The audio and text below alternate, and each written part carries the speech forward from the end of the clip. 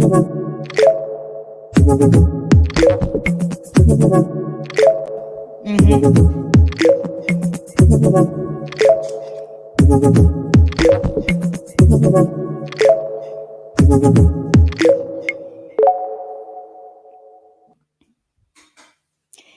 everyone, dear journalists and guests. Welcome to the last News Impact Summit online in 2020, dedicated to all things data.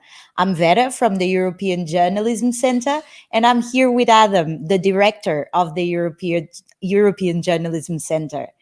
Our colleagues Charlie and Angela are also on deck today to welcome our speakers later and to interact with you in the live chat. We also have another guest joining us, graphic recorder Sally Pring from liveillustration.co.uk. We'll be talking about data visualization, so we were curious to see what our own summit looks like if captured in a drawing. Hi, Sally. Hi, how are you doing? Nice to meet you. I'm looking forward to the session today. I'm just going to flip my camera over to my canvas. Yeah. And that's what I'll be filling up that canvas for the rest of today. So keep taking a peek. Looking great. We will be sharing the experience with all of you during the event. So it's been a month since we last saw each other for News Impact Audio. And now we're back with NIS data. And we're back after a month during which we witnessed a boom of fantastic data journalism around the world, much thanks to the second wave of COVID-19 in Europe and the US elections. In this summit, we will talk about how we can leverage our data journalism to regain the trust of our readers. This will take us on a 3-day marathon of talks and discussions to showcase some of the best data journalism work produced this year. There will be 30 speakers from Europe and beyond who will lead 20 sessions on how we can use data to counter misinformation and disinformation, cover social justice, elections, gender, healthcare, and the economic and human impact of COVID-19. Adam, I'm very happy that you are joining me today. Welcome to NIS Data. Morning, Vera, and welcome everyone. My name is Adam. I am the director of the European Journalism Center. It's my pleasure to welcome you to the last News Impact Summit of 2020. COVID-19 has taken the News Impact Summits online this year, so we are virtual, socially distanced, and live streamed on YouTube. So don't forget to hit the like button down there and subscribe to our channel to receive a notification when the event starts tomorrow and on Thursday. We have had close to 2,000 registrations for today's summit, and 800 participants attended our previous summits on audio and audience. Thank you all so much for giving us your precious time. We are live streaming this over on the homepage of datajournalism.com too. That's an EJC project, and that community now has 15,000 members, and we exceeded 1 million page views this year. It's going from strength to strength and contains all sorts of amazing resources. Check it out for our latest verification handbook, which is now available in English, Turkish, and Arabic, with more translations on the way. Now, as those of you who follow me on Twitter know, data is a topic close to my heart, and I couldn't be more excited about the lineup that Vera and the team have put together. Of course, we're going to be hearing from some incredible data journalists over the next 3 days, but we're also going to be going beyond visualization and storytelling to look at the use of data in new journalism products with people like Julia Angwin of The Markup. We're going to be looking at data and racism with Richard Green of CNN, and we will dive deep into trust, transparency, and public data with a superstar panel of European experts. There are also breakout workshops that you can join over the next 3 days in 3 languages and much, much more. Vera, I can't wait to get started. Yes, indeed. This is set to be a great data ride. So just before we start, I would like to thank our sponsor and partner, the Google News Initiative, for making this summit possible. This is summit number 32 in 6 years, summit number 3 online. And we have a guest joining us from the Google News Initiative today, who has accompanied this journey since the summits were created and who would like to say a few words to all of you. So now with us is David Dieudonné, who is the News Lab lead at Google for France, Italy, and Spain. Hi, David. How are you today? Very good, Vera. Thank you so much. Good morning, everyone. So my name is David Dieudonné, and I'm leading the News Lab at Google for France, Italy, and Spain. As you may know, the News Lab team is embedded with the broader Google News Initiative framework, and it works with newsrooms and media entrepreneurs across the world to drive innovation in journalism through training first, but also partnerships to tackle misinformation and programs to help create a more inclusive media ecosystem. In a nutshell, the Google News Initiative is our effort to work with the news industry to help journalism thrive in the digital age. So we are proud to sponsor this event in its 6th year, as Vera mentioned. Unfortunately, the situation doesn't allow us to be together in person this year. So it's even more important to us to create a way for you all to come together. I'm delighted to be connected with all of you.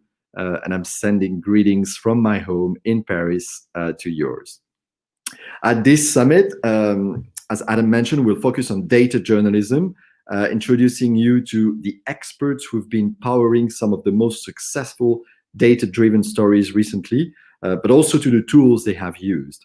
On a personal level, I'm super excited to hearing tomorrow about Transparent's CHU, an investigation about the French health system by Data Plus Local, a team of French local data journalists have had the privilege to work with and support since its launch in 2017. On top of that, I'm very much looking forward to hearing from Clara Atene, the Google News Lab's former teaching fellow in Italy, who is going to give a talk about the human side of data through the COVID-19 example, and it's also on Wednesday. But there are so many other amazing speakers that I'm looking forward to hear from. And before closing these remarks, I'd like to thank the EJC for putting together such an amazing program, all the other partners who helped make this event possible, and of course, all these speakers I mentioned, and we're going to see over the next 3 days. Thank you so much, and over to you. Thanks, David. Thank you for that message, and nice to see you have a well-stocked bookshelf there. Thank you for joining us today, and thank you for all the work that you and your team have done to support getting this summit off the ground. We would also like to thank all of our partners who helped us spread the word about this summit online and shape the program. The EJC really is a network of European partners and communities of journalists across the entire continent, from the UK to the Ukraine. So thank you all so much for your support and enthusiasm.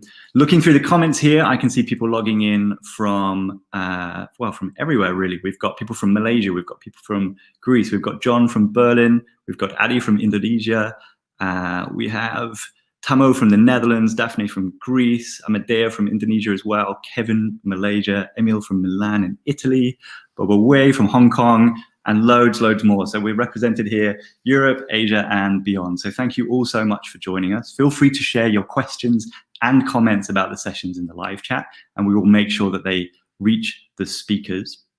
It is very important that I mention that the News Impact Summits are not only free and open to everyone, they're also inclusive and a space for open discussion and constructive collaboration. We're really proud of the good energy and good conduct at our summits, and that doesn't change just because we are online. We have a strict no harassment policy, so please take a look at our code of conduct. A link is being shared right now in the live chat, there if you're on desktop, there if you're on mobile. Please be respectful with your comments and your behavior. Thank you for that message, Adam. Talking about our live chat and conversations, before we introduce our first speaker, I'd like to remind everyone that we are taking the conversation about the Data Summit to Twitter, Facebook, and LinkedIn with the hashtag NIS Data. We'd like to start by asking a question to our audience. So when we say the word data, what ideas or newsbeat comes to your mind? Besides COVID-19 and elections, of course, those two are kind of obvious. So please share your suggestions in the live chat. What about you, Adam? What does the word data bring to mind? Yeah, well, when it comes to journalism, of course, you mentioned politics, and I'm a total data nerd, and especially a politics nerd. So I've been absolutely glued to all forms of data before, during, and after the US elections, of course. But what I'm really interested to see is how the European journalists can step up their game for things like the German election next year. But I think when I think about data, I really think about football, actually. I'm a massive football fan. I'm an Arsenal fan, which is not a great deal of fun at the moment. But football reporting has really come on in the last 2 to 3 years so much because of the use of data. And I think also audiences' willingness to accept data as part of the reporting. So we're seeing loads more really interesting insight from the worlds of football and or soccer, as people in other parts of the world call it. So yeah, that's something for me that I think is has been revolutionized by data in the journalism sphere, just even in the last couple of years or so. We have, thank you for that. We have several answers here in the live chat, and data does bring to mind different ideas. So we have Corinne telling us she thinks of horribly complicated Excel sheets. But there are some other people like Christina who thinks about visual storytelling, somebody else who talks about fin crime files, data surveillance as well. Somebody else all about education. We have OECD, GDP, economic statistics definitely come to mind as well. Everything for quantitative and qualitative analysis. So a wide range of answers. Do please continue to share. So there are some Liverpool fans in the chat who are already giving me grief now for my Arsenal affiliation. But so great to see so many of you, and I'm seeing more and more countries logging on now. Uganda, Saudi Arabia, many, many more. So welcome, welcome everybody. Keep that chat friendly and lively. But I think it's ready to start now, Vera. I think we're ready to kick off. And it is my privilege to welcome our first speaker.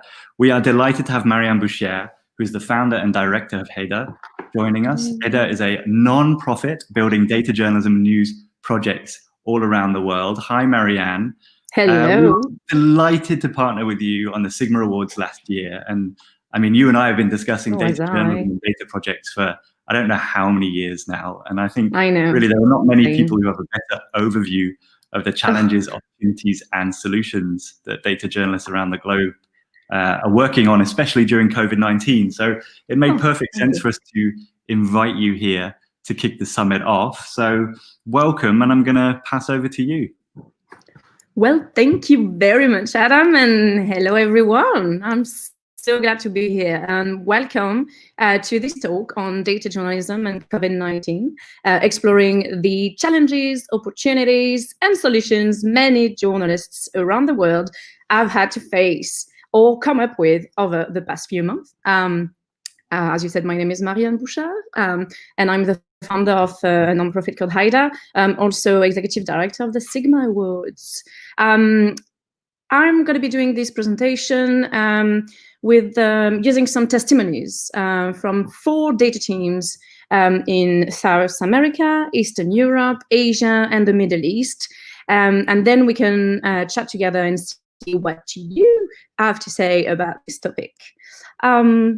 Let's bring it on. Now, these slides are already live, and you can get them and have a look at the link you see on your screen right now. I'd like to start by showing you an overview of the coverage done by data journalists around the world. Yet it's quite impossible to show you everything, especially in a 15 minutes presentation. So I'll show you a variety of examples. And if you're looking for some more awesome examples of data journalism on the pandemic or any other topic, I invite you to actually check out the GIJN's data journalism top 10 updates. They are great, and they come up very often. Now, when the pandemic first started, journalists around the world all shared one goal, right? Figuring out what the bleep was going on.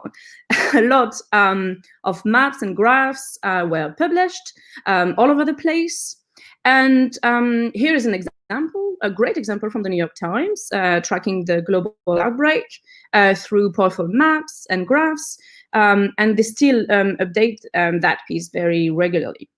It's called Tracking the Global Outbreak, and I'm pretty sure a lot of you have already looked at this before. Now, all over the world, actually, journalists went for similar angles. And here's an example from France and the team at Le Monde, which shows the evolution of the pandemic over time.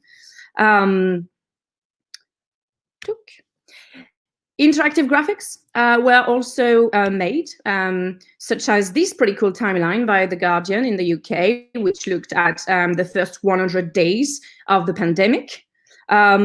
I looked at the page source code to confirm that this was made with HTML, CSS, and JavaScript. And I also found out that The Guardian's developers have a sense of humor. They left a note for all developers sneaking around their page code to see that, to say that they were hiring. So if you're interested, it's happening at the URL you see on the screen right now. Next up, some more feature-y stories that data teams put together to explain the context around the issue. As folks at the FT put it, data has been the only way to truly understand the scale and impact of COVID-19. And so as part of this major series, their data team has compiled chronological chapters of the crisis to help explain the virus's enormous death toll and why its impact will last for years to come. This is an amazing scrolly-telling adventure about the folks at the FT, which really helps understand underlying issues. Now, the New York Times, as for it, created an animation to show how large respiratory droplets and smaller particles potentially carrying the virus are trapped in the layers of fibers from the masks you wear.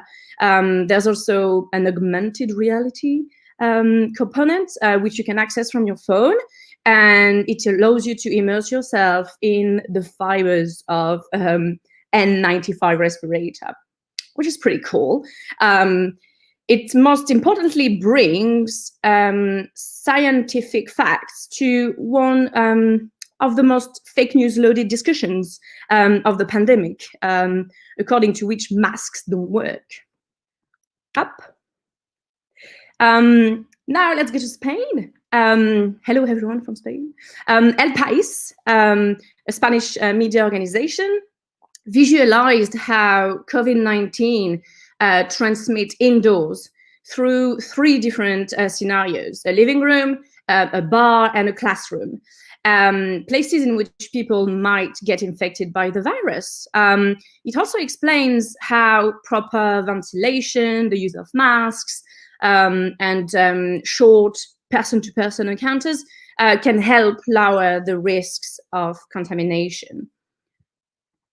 Finally, I wanted to show you a story which was not using COVID-19 data directly, while still tackling the issue. It's called Why Time Feels So Weird in 2020, and it was done by Fielding Cage of Reuters, and it's a great little piece of work explaining us why some factors and our experience of lockdown or quarantine can distort our perception of time. It's quite cool, and it's got some games in it for you to play with, so I invite you to really check it out. Now, here is a screen grab of the data source from the first New York Times piece I showed you earlier. You can read local governments, Johns Hopkins University, National Health Commission of the People's Republic of China, the World Health Organization, and so on. You also have words on how and why they picked the data that they picked. I mean, this, although it's not unusual and quite, good practice amongst international data teams to do that, it shows the complexity of data gathering for this topic and how precautious we need to be when covering COVID-19. Now, how precautious do you mean, I hear you say?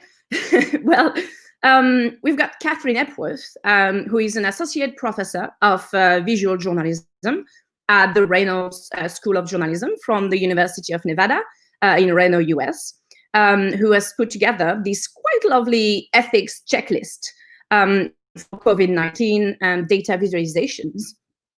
She says data visualization society members have been closely following the massive number of public visualization efforts using COVID-19 data. Some charts have informed and enabled understanding, while others have misrepresented the seriousness of the illness.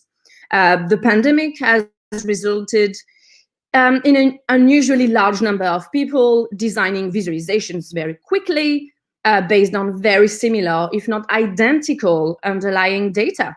There are lots of resources out there offering guidance on how to visualize data on the pandemic.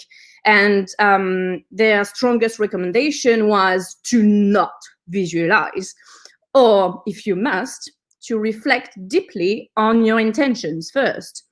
So the reality is that a lot of people have to visualize data on COVID-19.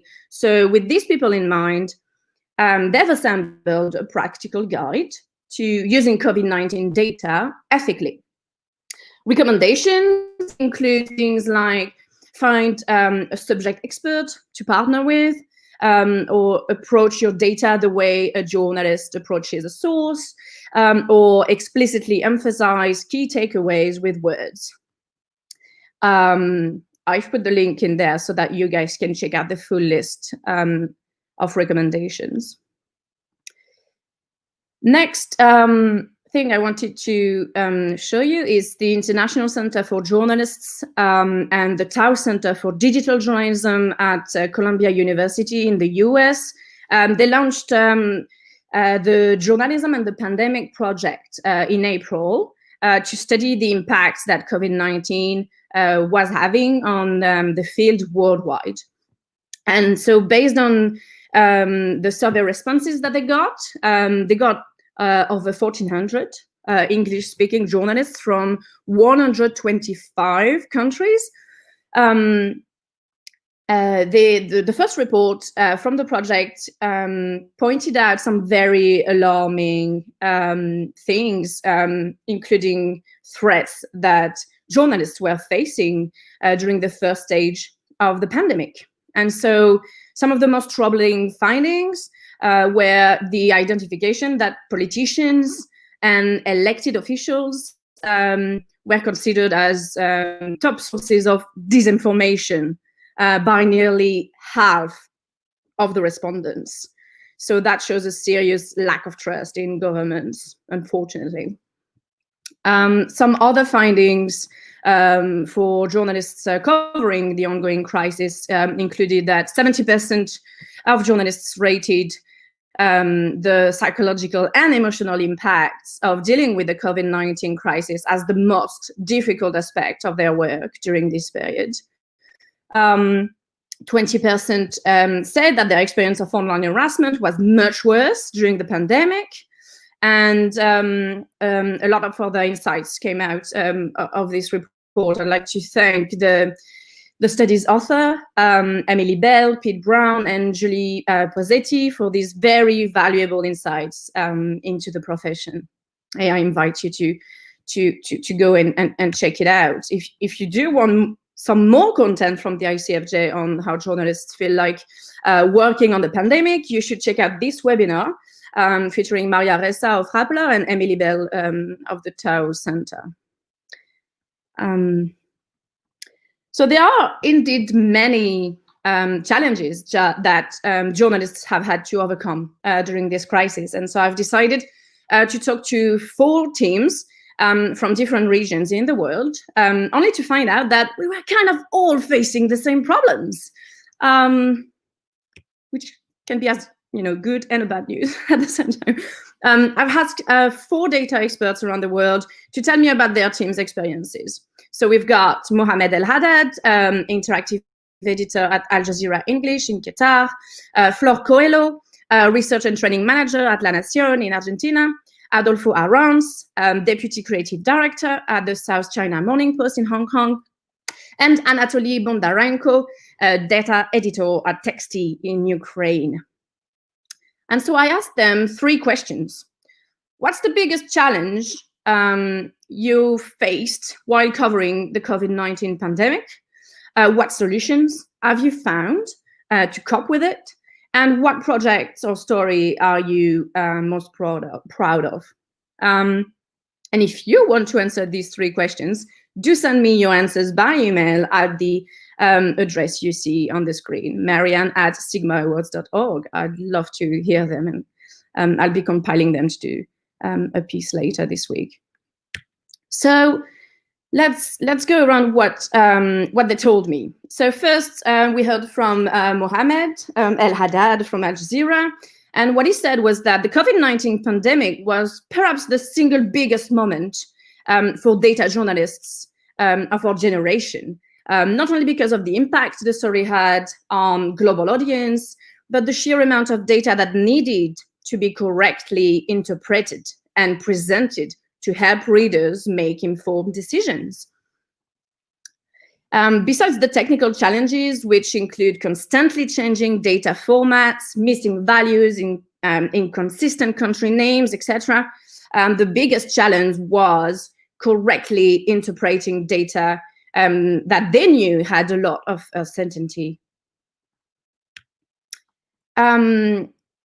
Nearly overnight, their team had to source the most reliable data, filter and analyze that data, and then find tools and technologies that allowed them to present digestible information to readers in real time. And I'm sure a lot of you at home have had to face the same kind of situations. The biggest worry was that they were presenting crucial information that they knew relied on incomplete data, and that the solution for them was to really open up the data analysis process. They wanted to be very transparent with their readers on how much the data could tell them, saying basically the coronavirus numbers being reported are not facts, but they are the best that we've got. Now from the folks in Argentina, from early March, actually, when the first case appeared in Argentina, to late May, they received the daily report data with the pandemic updates via WhatsApp messages, out of anything. And it only contained information about the COVID cases per province, not per city. The public contracts were not published in an open format. So one of the greatest obstacles, she said, was the expected legal time to receive public data using the Freedom of Information law, which is, again, something that I'm sure a lot of you have had to face, unfortunately. What they did at La Nación is that they built their own database and they filled it manually with all the stuff they got from WhatsApp every day, and they had to start daily monitoring Twitter and Facebook to try and get more data into their database. They even collected number of cases per city every single day. They made some partnerships to help them along the way with a news agency of a national college, Lomas de Zamora University, sorry for my pronunciation, which had a students' data team helping them out to collect data from every 135 cities in the Buenos Aires province, which is the biggest one in the country and the one which had most of the cases. They had to extract data from public contracts PDFs the government published, and also made many, many FOI requests. Now let's go to Asia with Adolfo Arranz from the South China Morning Post. He said that the top challenge for them was that the information has often been confusing and contradictory, especially on the use of masks and symptoms, which changed quite a few times along the way. And so their great solution was teamwork, as well as getting creative and trying new techniques. So it was indeed for them the first time that they had used live updated databases in their charts. And that's a giant step for them, and congratulations to them. I'm going to be showing you all of those projects that came out of those teams a little bit later. Oh, right. So now we've got input from Anatoly Bondarenko from Texty in Ukraine. They do amazing data work, and for the COVID-19 pandemic coverage, well, Anatoly puts it simply by saying, in short, the situation is a total mess here. They only started to get data feeds in May, with reports published in different formats and really not well suited for modeling a pandemic. As a solution, they wrote tens of scripts for tens of sources, and they also crowdsourced the task to estimate hospital loads in different regions to their readers via social media. Now, what recap can we make of the challenges journalists face while covering the pandemic? Well, first, working with ever-changing data is very hard. In some countries, you couldn't even trust the figures shared by the government. The way authorities gather and share data is still quite very inadapted. And there was still a lack of reliable, updated, and workable data on the various aspects of the pandemic. Yet, incredible things came from these 4 teams and from tons of others around the world. This piece by Al Jazeera English is an explainer specifically designed to put the numbers in context, to help readers understand what that process looked like for the journalists and where the shortcomings were in the data. It emphasizes on what the numbers mean, on the fact there is a lot of uncertainty, and this very fun horse race graphic at the bottom right showing a cumulative count of confirmed cases. La Nación in Argentina did this mind-blowing data-driven report on the evolution of the pandemic in their country, which pretty much stands as an interactive data dashboard for COVID-19 in Argentina. Then the folks at the South China Morning Post, that's their first standalone on COVID, which pretty much came out before any other media organization in the world got to do anything related to COVID-19, and which they managed to publish on the first day of having information, that was January 21st. Finally, the guys at Texty in Ukraine managed to adapt a probabilistic model to monitor the dynamics of pandemic in regions of Ukraine, as in an effective reproduction number. And in the process, they guessed how to obtain the precise time of delay between testing and test results for different parts of the country. And all that from the version history on GitHub. That's crazy, very geeky. In charts that they published, you could see distributions of delay between testing and its results for all regions, from worst to best. And so the most problematic ones had a mean delay of about 11 days, which is awful to say the least. All right. Now, here are some useful links to know more if you want. We've got lots of resources out there online from the ICFJ, from DW Academy, from Internews, lots of webinars on COVID-19 data, journalism, and from the GIJN as well. There are things I've put there so that if you guys want to learn some more skills on, or have some, more tips on how to deal with this, you've got what you need.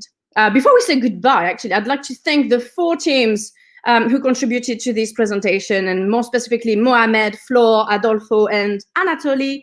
I'd also like to remind you that you can take another look at these slides at bit.ly/NIS data, and I'll make this talk into an article which will get published next week on the Sigma Awards Medium publication. I'd like to end this talk by sharing the news that the Sigma Awards 2021 competition will launch at the end of this week. So you guys should keep an eye on the website, sigmaawards.org, and get ready to share the best work you've done on the pandemic. You feel free to reach me if you have any questions about this talk, about the awards, or anything at the email you see on screen right now. Thank you very much for having me. No, I think we're gonna be talking, right? That's the good part. Yeah, hi Marianne, how are you? Hello. Nice presentation. We have so many questions and the chat was, just blowing up. Boom. So we have here one question from Umar Hassan. Yes. That says, how can data journalists manage their workload more efficiently when covering not just the current pandemic, but future pandemics and wars? All right, that's a great question. I mean, managing your workload is super important. It's true, and whether the COVID-19 happened or not, it is something super crucial and super important. But we face that kind of issues when things get out of hands. And the great input from the folks at the South China Morning Post, actually, Adolfo, which I was mentioning earlier, said that actually what helped them the most was the teamwork and adapting the way they were working, because there was so much coming to them in terms of data, in terms of information, and then they also had to cope with the rest of the coverage that they do on a daily basis. That you just need to sit down and review the way you do your daily work and allocate some time to every day to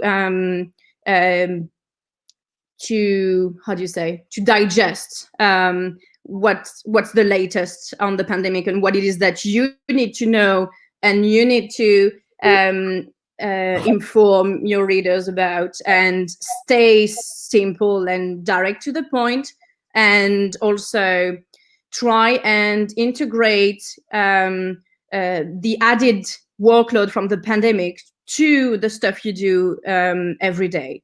That's what the guys at the South China Morning Post were saying they were coping with the situation. But I'm sure that's the same kind of solution that every data team in the world have had to do. Really, you need to change the way you do things to be as coordinated and as organized as possible, even more so because of the pandemic or whatever big event can come in the future, and also be very open in the way you work with your teammates. Sometimes when situation is hard, we have a tendency to lock down and try and make sense of everything on our own. And actually, by opening up to your teammates and try to coordinate your efforts together, you're coping with an issue together. So you have more brains to think about the problems and more ideas to find a solution for it. But it all depends on the size of your team and the kind of resources you've got. Everyone is just trying their best, really. So we have time just for one more question, Marianne. So this comes from Justin Jarka. So Justin asks, should COVID visualization be clearly targeted, like some visualizations targeting the political leaders to help make decisions, and others targeting ordinary people?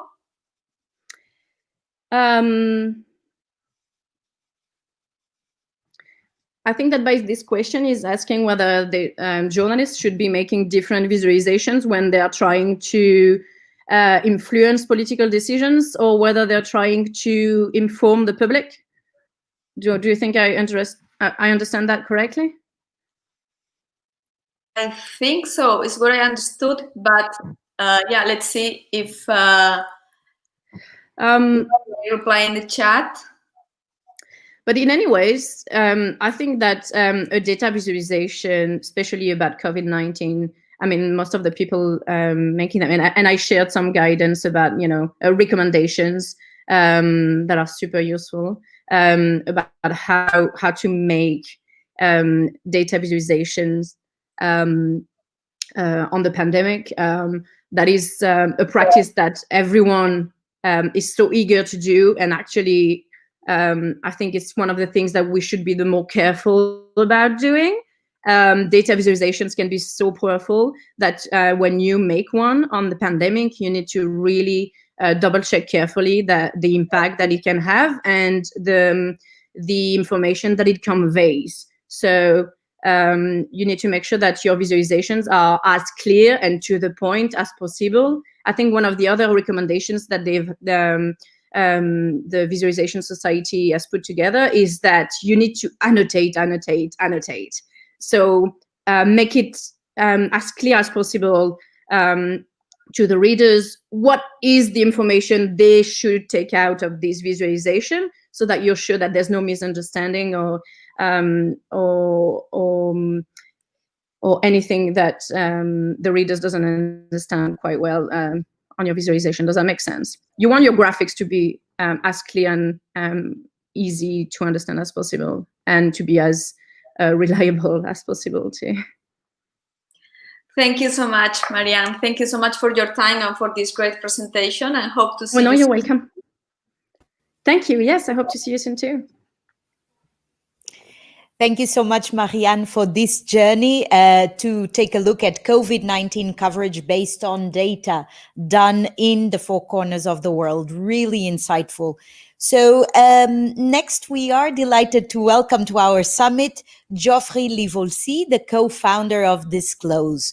Disclose is the first non-profit investigative newsroom in France, and inspired by ProPublica in the US and Corrective in Germany. So Geoffrey is sharing with us today what's behind Made in France, an award-winning expose that brought to light the extent of France's military involvement in countries known for human rights violations. A very hard-hitting and interesting topic that Geoffrey is ready to tell us more about. Welcome, Geoffrey. We are ready for your presentation.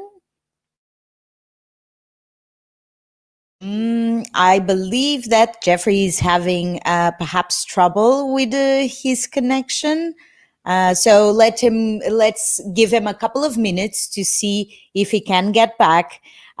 Please bear with us in the live chat. Let's take a look at what's happening because people are still commenting about Marianne's presentation. So let's take a look at a couple of comments before Geoffrey joins us again, because I could see him here, but there seems to be an issue. So we have, actually, we have a question here from Gautam asking if the sessions are going to be recorded and uploaded to YouTube. So I take the opportunity to let you know that yes, they are, but we are working on uploading the sessions with subtitles in several languages. So this takes a bit of time, but yes, it is our plan to have all the sessions from the previous summits as well. The first summit was about audience and the second about audio, to have them all uploaded to YouTube soon. And then we have here Lisa, who mentions this is such a good point from Marianne on annotations and info conveyed in a graphic. It's the reason I'm often nervous about adding graphs if I've just written a piece. So Lisa is still commenting on Marianne's presentation. That also probably means I should work more closely with the data people, says Lisa. And I saw that there are a couple of people asking also whether it's possible for journalists to work with data analysts. I saw the question somewhere here in the chat. And yes, it's actually very much possible. And I'd say from our experience working with journalists that more and more newsrooms and freelancers, journalists, developers, programmers are collaborating to do some of the best data work we've seen this year. But I'm being told here that Jeffrey is back with us, which is great. So there you are. Sorry. Thank you for getting back. We're looking forward to your presentation. And without further delay, please, you can start, Jeffrey. Thanks. So the Made in France story on arms deal from France to Arabia Saudi was published on April 18. We want show that a powerful journalism is at the intersection between traditional reporting and advanced data analysis. So we use a highly confidential document as a base layer to build an expose that brought to light the extent of France's military involvement in the Yemen conflict. So after 6 months of investigation, we report on how French-made weapons sold to Saudi Arabia have been used against the civilian population in the Yemen war. We use an unprecedented leak of secret document, and we use open source information, research and data analysis to establish France's responsibility for the war in Yemen. So that investigative story combine both human source, secret document, and open source information using satellite imagery to track French weapons in Yemen and their impact.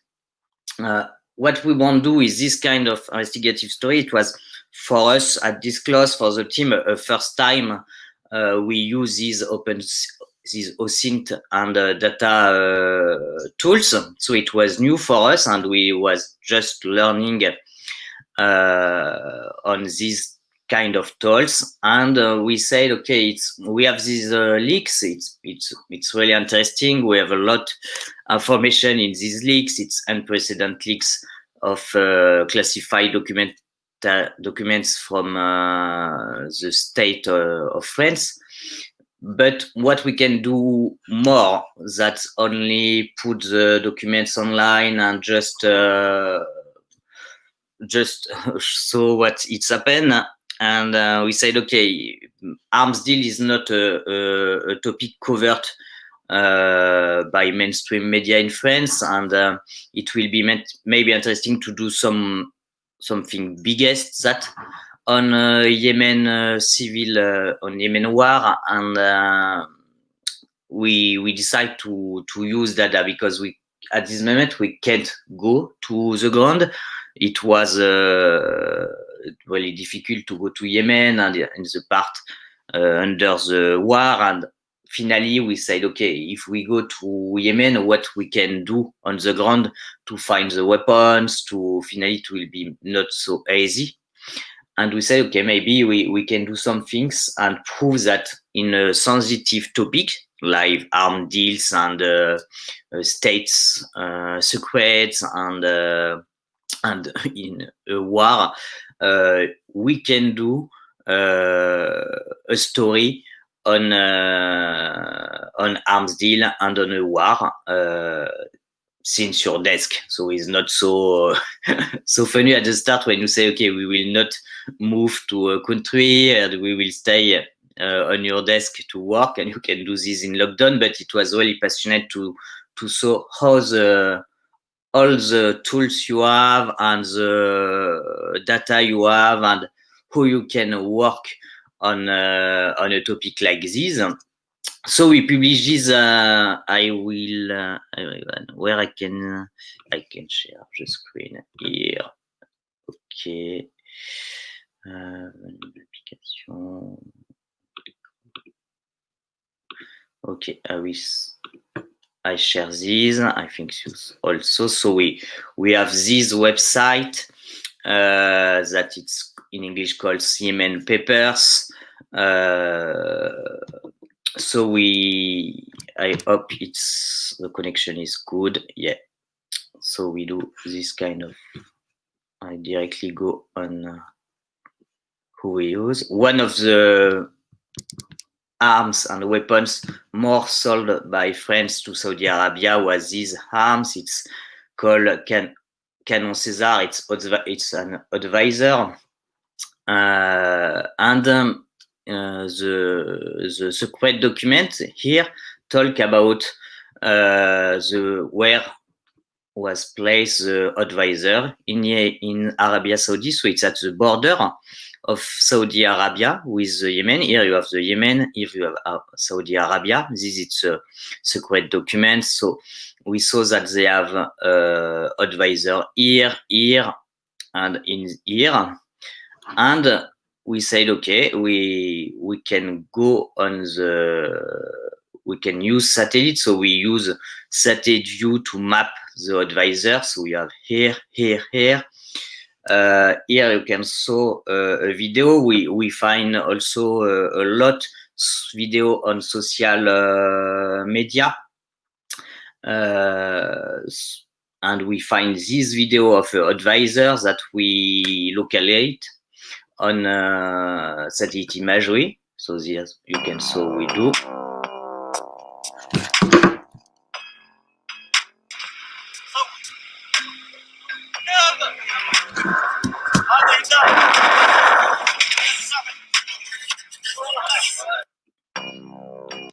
So after I will show more about how we find the advisor. So on the DRM report, on the secret report, they precise that the population concerned by potential artillery fire was more than 400,000 people. So we have we have a lot of data from ACLED for the armed conflict location and event data project about the deaths from civilian deaths from artillery fire. And we have the firing range of the advisor. So we map the firing range of the advisor with the data of ACLED that shows that between March 2016 and December 2018, we have a total of 35 civilians were killed in 52 bombardments.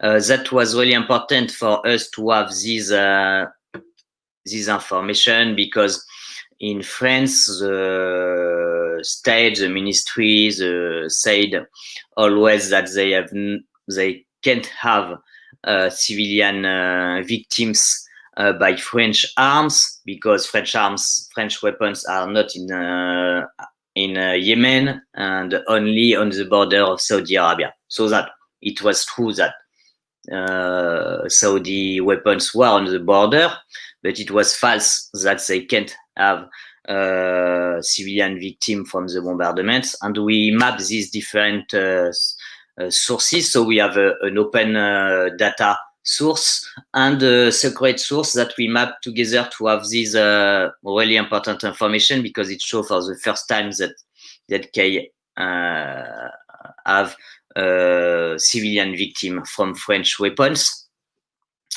We also, I continue to show, we have also another document that it's a map where they said, okay, here they have some French weapons.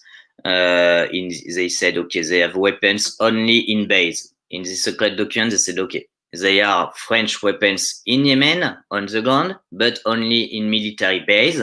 Here you can see Leclerc. So some things we use satellite imagery to know if really the Charles Leclerc, the tank Leclerc, was only on the military base. And we find a lot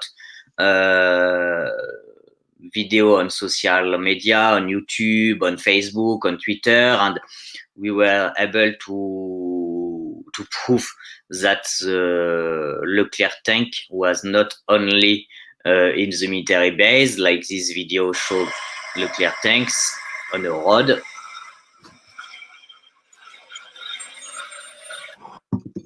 We have another So we continue, and here we map a Charles Leclerc, but this Charles Leclerc was not on good. That they move the tank from a city from another, but it was not in a military base.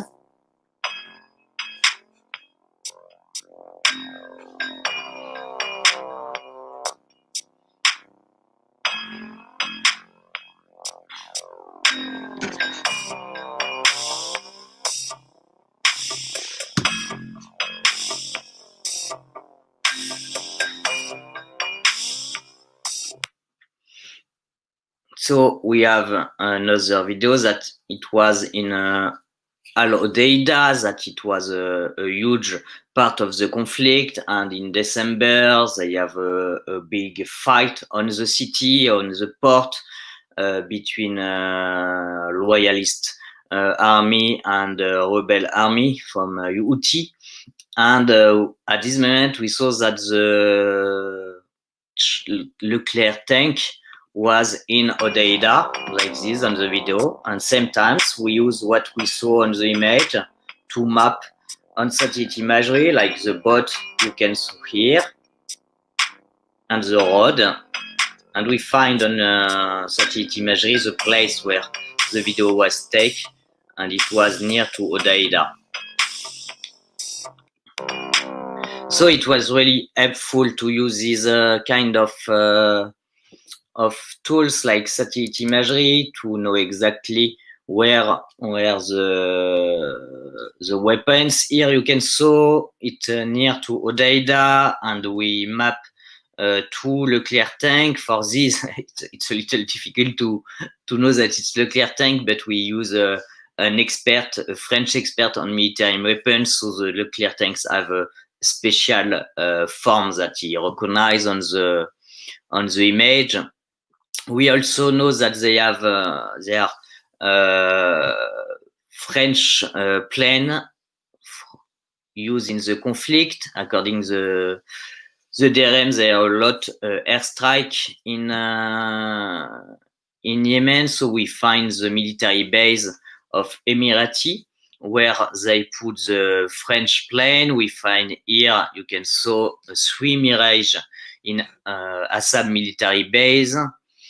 We find also Airbus plane used in the conflict on Jeddah place. Here you have the different military bases. I don't know. Okay, here you can saw the image. So with the form of each weapons, we can know exactly if it's French weapons or not.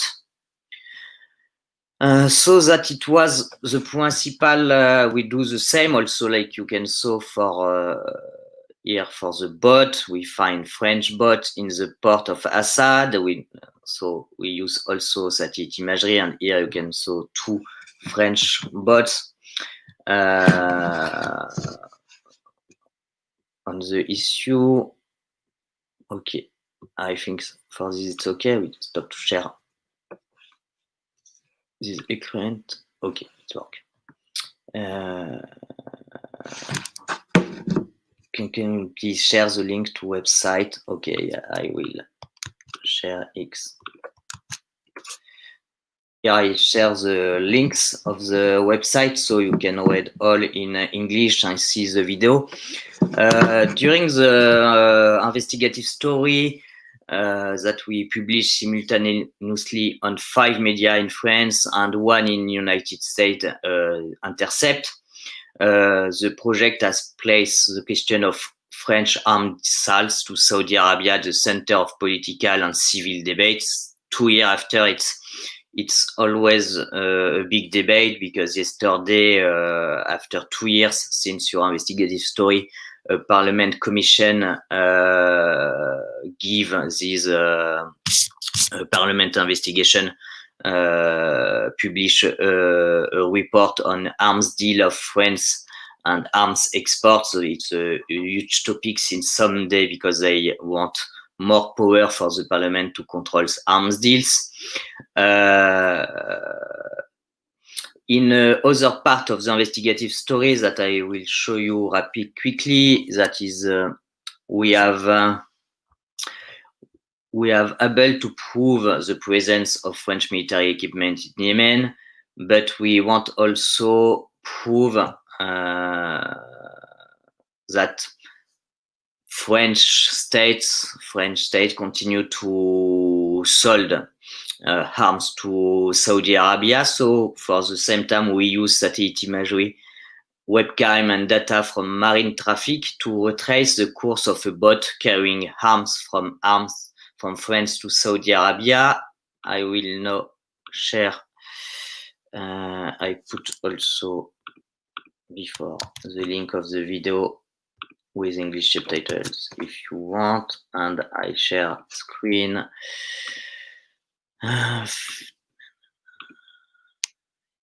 Okay, I will. Okay, we just saw a little. I have put the English subtitle. I think you can watch. Voici des canons César, made in France, vendus à l'Arabie Saoudite. Expédiés depuis le port du Havre jusqu'à Jeddah et qui pilonnent des zones civiles au Yémen. La France nie l'implication des Césars dans les bombardements. Ce que je peux vous dire, Ali Badou, c'est que nous n'avons récemment vendu aucune arme qui puisse être utilisée dans le cadre du conflit yéménite. Dans cette vidéo, nous allons vous montrer que l'État français dissimule les faits et livre des canons César à l'Arabie Saoudite, malgré les risques encourus par les civils au Yémen.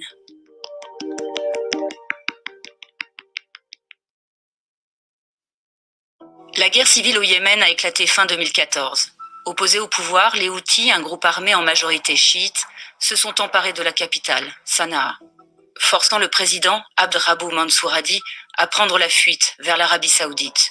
En mars 2015, les Saoudiens et leurs alliés sunnites lancent une opération militaire contre les Houthis en soutien au régime, avec l'aide de la France, des États-Unis et du Royaume-Uni. Un soutien qui va au-delà des mots. Des images et des vidéos d'armes françaises utilisées par les forces saoudiennes ont depuis fuité sur le net.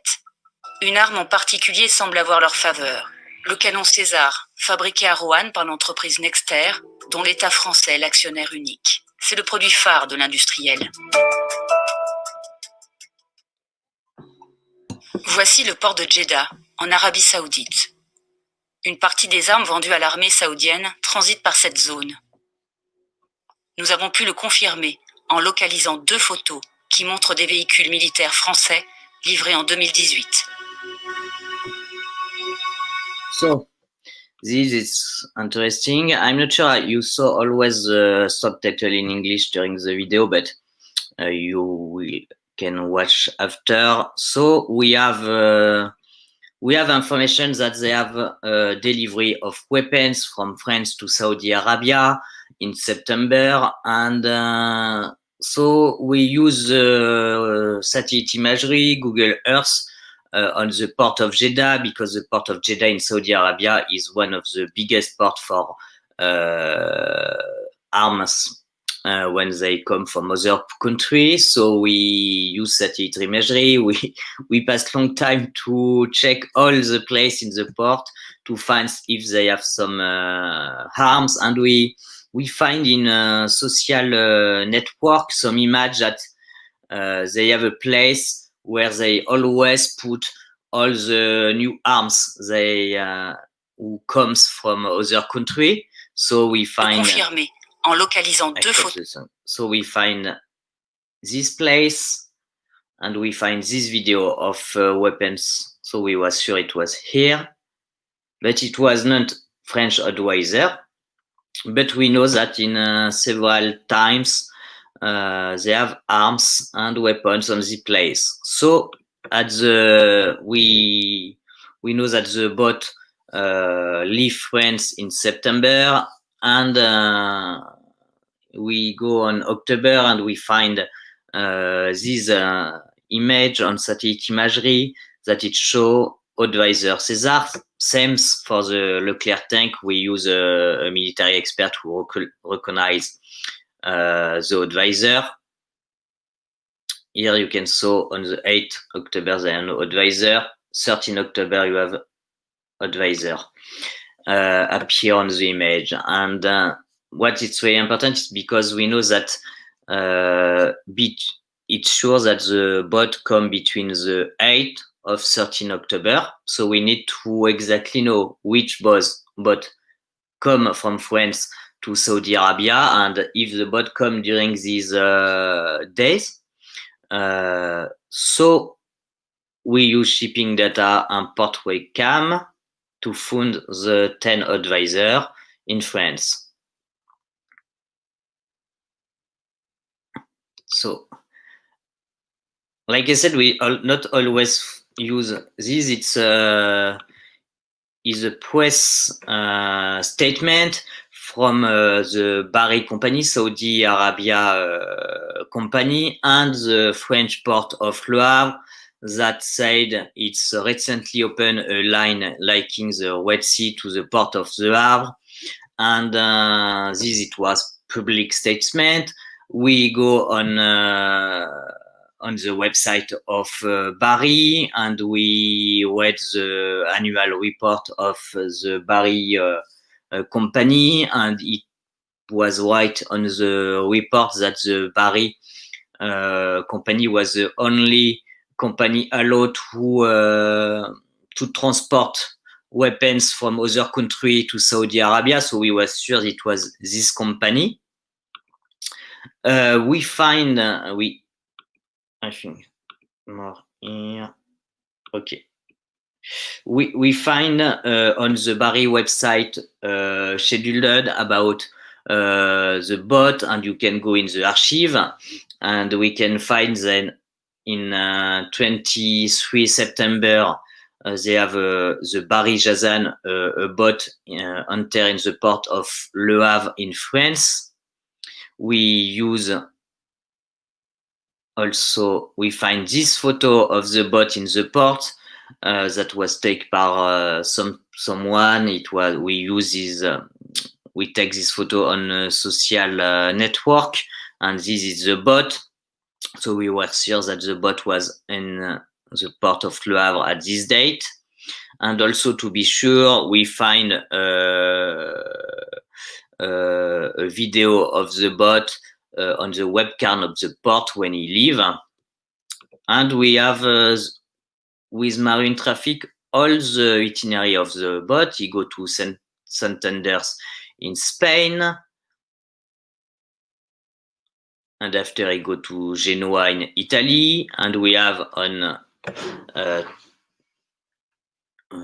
12 October, he reached the final destination, that is Jeddah port. So if you remember, the advisor appear in the port on between the 8th and the 13th October, because they have no image from the 12th October. So we were sure that it was, and we have also human sources that they have a delivery of weapons.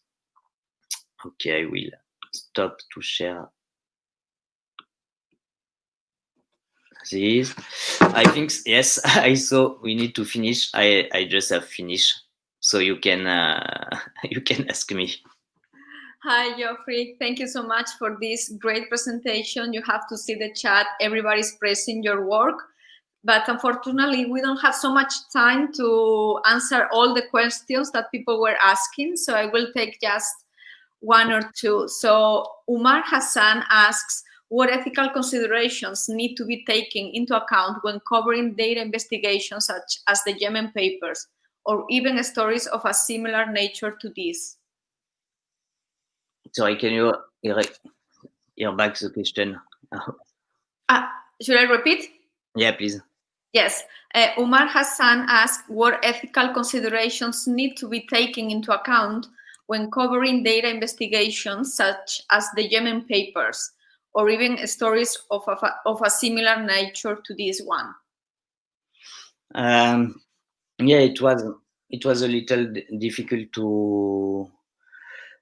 to use this kind of secret documents, and but like I show you, you can do the same. Finally, we not have we don't need this kind of secret document, because what we show that it's with all the data you can find online, with all the information on satellite, you can use imagery satellite, you can find what we find without the secret document. So you can work on sensitive topic like this and don't use secret document and don't hide your work, because most of the data we use was public data on Google Earth, on marine traffic, on social network. So it was really easy to find and to use these. And what we want to show that it was not finally so difficult to work on a sensitive topic like this, and not so insecure to work on this. So we have a common question that it was asked by many, and they are eager to know how many people were involved in this project. Okay, so we were 4 journalists in this team. So we have journalist, an open source journalist called Aliom Leroy from BBC Africa here. We have Mathias Destal and Michel Desprats, 2 journalists. We have 1 expert in arms. We have a researcher also on arm deals, and lawyer on international law about war and export of arms. Okay, thank you so much, Geoffrey. I mean, everybody is praising your amazing job. You have to see the chat later. So thank you so much for being here today with us. Yes, indeed. Thanks, Geoffrey, for sharing more on this, on the backstage of this amazing investigation. It's an award-winning work. There were a lot of questions. I'm afraid we don't have enough time to answer all of them, but we will try to send the questions to Geoffrey and see if we find a way to attend to them. Thanks, everyone, for joining the first part of the News Impact Summit on Data this morning, and for sharing your reactions and questions in the live chat. In the meantime, Charlie has joined me over here to help me introduce the next speaker. Hi, Charlie. Hi, Vera. Hi, everyone. I'm glad to be joining you today, and I'm very curious about what Sally has been doing in the meantime. Shall we take a peek? Yeah. Oh, wow. Looks great. Looks amazing. Mm-hmm. It's coming together, indeed, with some of the main ideas that have been discussed in the summit this morning. Yeah. Mm-hmm. We should be getting a nice result by the end of all the presentations. All right. Well, while Sally keeps at it, I'd say this is a good moment for a 5-minute break. I hope it's enough time to grab a drink and stretch your legs, and we will return after the break to learn about how to make data stories understandable and attractive for a wider audience, just before we continue with our online lab sessions in German, French, and English. So see you later and enjoy your break.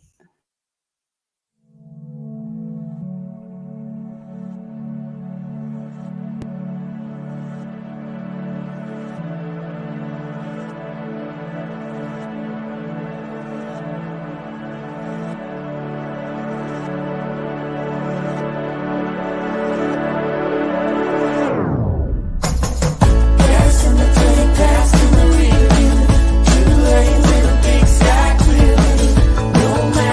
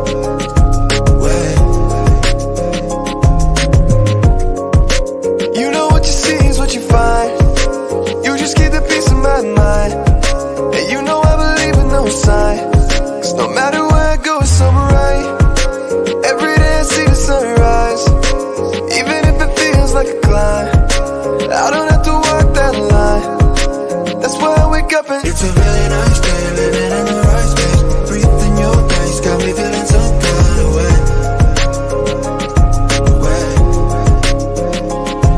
Yeah, you're keeping me sane, got me in my right brain. I can't explain, but I'm feeling some kind of way. You got me like, ooh, I can shake it. Breathing in your grace like,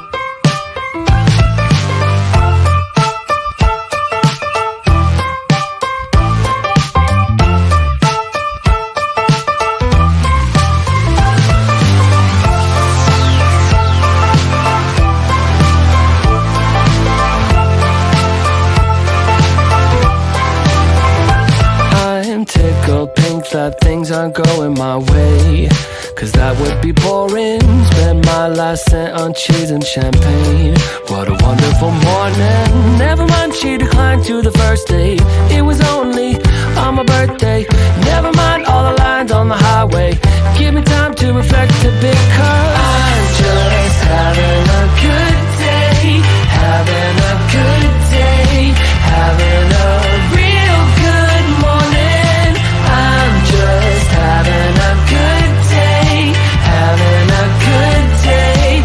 Having a real good morning. Real good morning.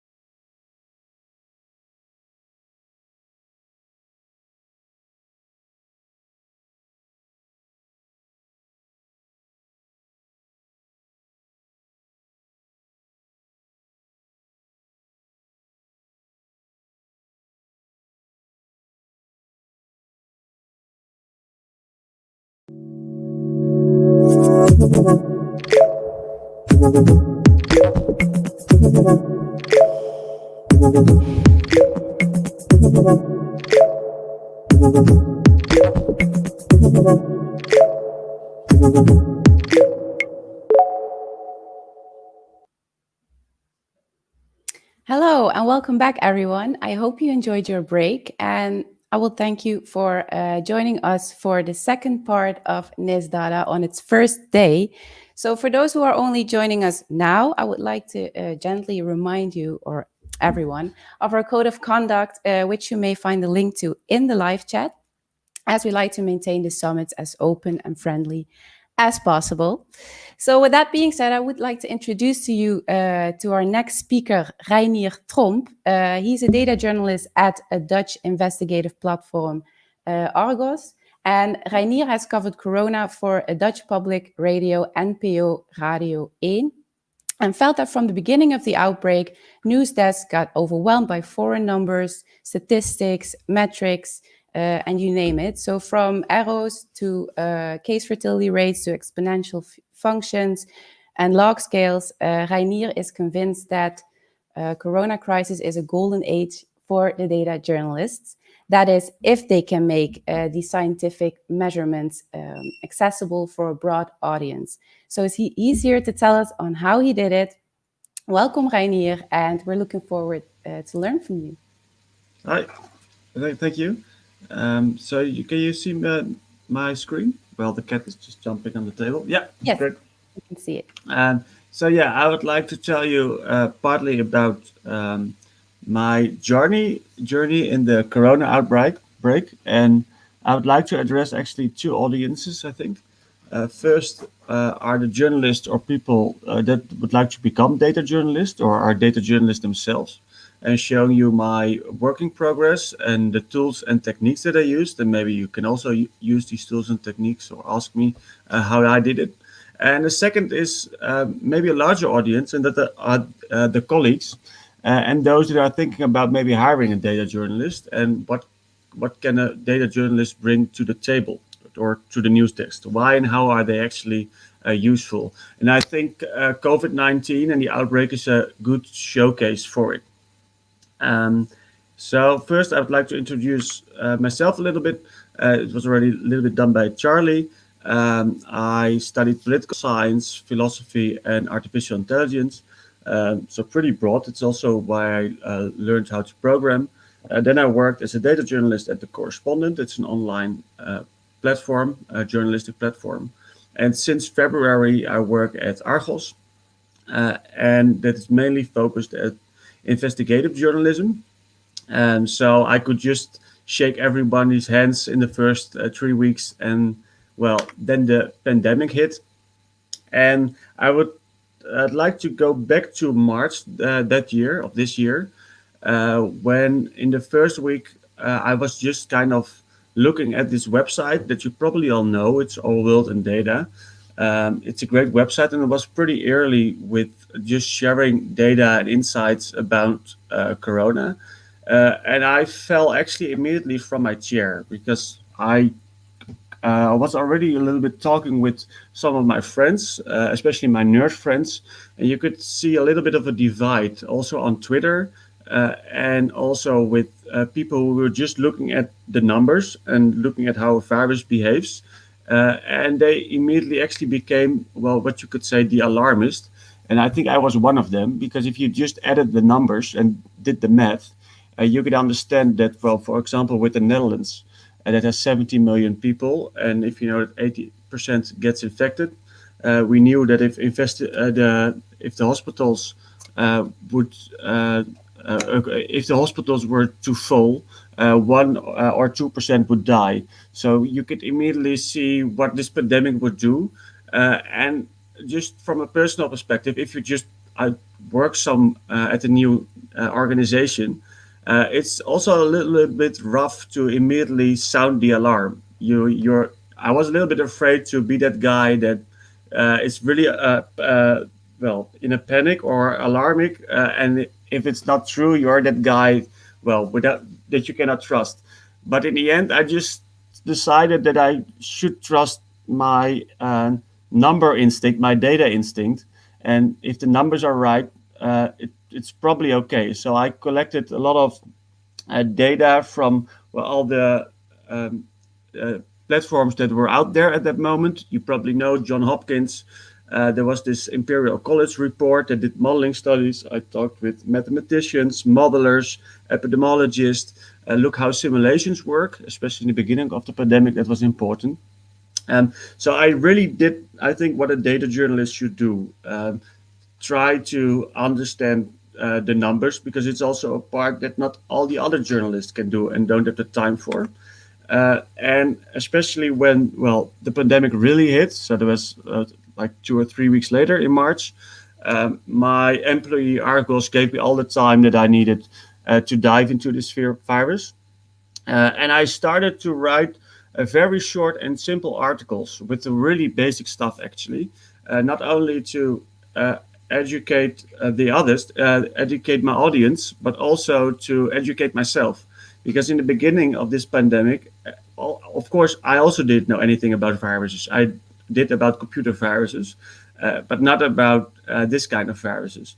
So what I try to do is to explain from the point of view of a data journalist how I looked at the numbers, how I looked at the case fatality rate, how exponential growth works, and share that actually with a wider audience. And I think that was pretty successful, because in the Netherlands, of course, the audience not everybody reads the New York Times or the Financial Times. I mean, they did that very well, but I wanted to bring the same insights to a Dutch audience. So what you see here right now are some of the articles that I wrote. It was, of course, about flatten the curve. That was then the main issue. And for example, I tried to look at the growth numbers. So if you, instead of looking at the increase every day, you actually want to know if it grows if you look at 7 days and look at the trends. So I try to focus at the trends instead of the daily numbers, and it's still what I do. Of course, Argos is investigative journalism, and I kind of left that actually because I decided this was so important to have this data journalism view in the media, in the Dutch media, that I just did actually a daily news cycle, what I was not used to, but was interesting nonetheless. So I would also like to talk a little bit about the tools and the techniques that I used. And in the beginning, that was really basic. I started with writing code in Python, actually. But the data was so messy, especially so you had John Hopkins and Orwell on data, and they tried to make it structured, but for the Netherlands it was never sufficient. So a lot of data was just not out there, and they were always too late. Well, what you can see here, I mean, for a data journalist, I mean, maybe it looks impressive, but for a nerd or someone who can program, it's a bit embarrassing because I did everything manually. So this sheet that you look, I filled in every day. I fill it in with the new numbers, and then I let it calculate with pretty easy formulas, calculate what was happening right there. So I could actually measure the trends and see if hospitals would get full, what's the death rate, if a lot of people were dying in intensive care or in normal hospital care, and that gave me my ideas for new articles, because I looked at the patterns, and then I thought, okay, this is something interesting. This is a new trend that I'm seeing here. Okay, let's write an article. And then, of course, your classical journalism also starts interviewing people, writing a story, trying to make it appealing so that everyone can actually understand what you're meaning. The cool thing about it, this is another thing that so you can just see how I worked. I plotted all the graphs. It was in Google Sheets, by the way. I never used Google Sheets for things like this, but with this I could share it with other people, and they could look with me. If I did the right thing, they could calculate with me. So Google Sheets is actually a good way to collaborate. And here you could see what the real death rate was in the Netherlands. So instead of looking at the normal death rate where you need corona tests for, the PCR tests, I actually want to know how more people are actually dying now instead of years before. So you have different models for it, and that also became an article. So not fancy until then, actually, just Google Sheets and Excel. For visualizations, I used Flourish. You maybe know it. I actually really began to like it. It's really beautiful. It's very polished. I think we could use it for free. So it has a great community actually, and good manuals. The only disadvantage, I think, is that it's very indirect. So if you work, you always have to upload your data first on their website, and then you can use it. So if your data changes, well, then you constantly have to upload it again. While you actually just want to pull the data from a source and calculate it immediately instead of constantly uploading it. It's like a little bit like what you have to do with Google Drive. You always have to upload your stuff there before you can work on it. I find it a bit annoying, but I mean, it's beautiful for publishing. So I did all the calculations on my own laptop. And then when I published, I always did it in Flourish because it's just way more beautiful. And if you can see at the graph right there, it's pretty nice, especially because I'm the only data journalist at my newsroom. So there's not someone who does the visuals or something, and we also don't have a developer. So it's a good toolbox actually. So then I want to go further to June and July, and there's this. I thought it was a Dutch expression actually, but it's also an English expression. It's fix the roof when the sun is shining. So in June, the cases were low. I think everywhere in Europe and in Northern America as well. And what actually happened is that people got tired of Corona. What is understandingly, me too actually. But then I thought, okay, well now I have to build for this autumn, and now I really have to build something. So I cannot just do this manually forever. I mean, it would get tiresome, and it's of course not the most trustful idea to do everything in your keyboard. I wanted to automate it, and I wanted to write scripts.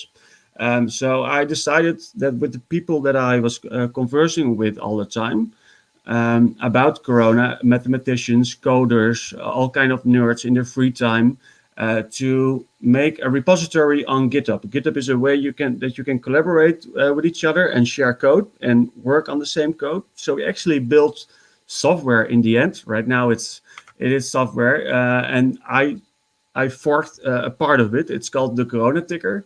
It's a daily update. Our Dutch RIVM, it's kind of the ECDC of the Netherlands, the institute that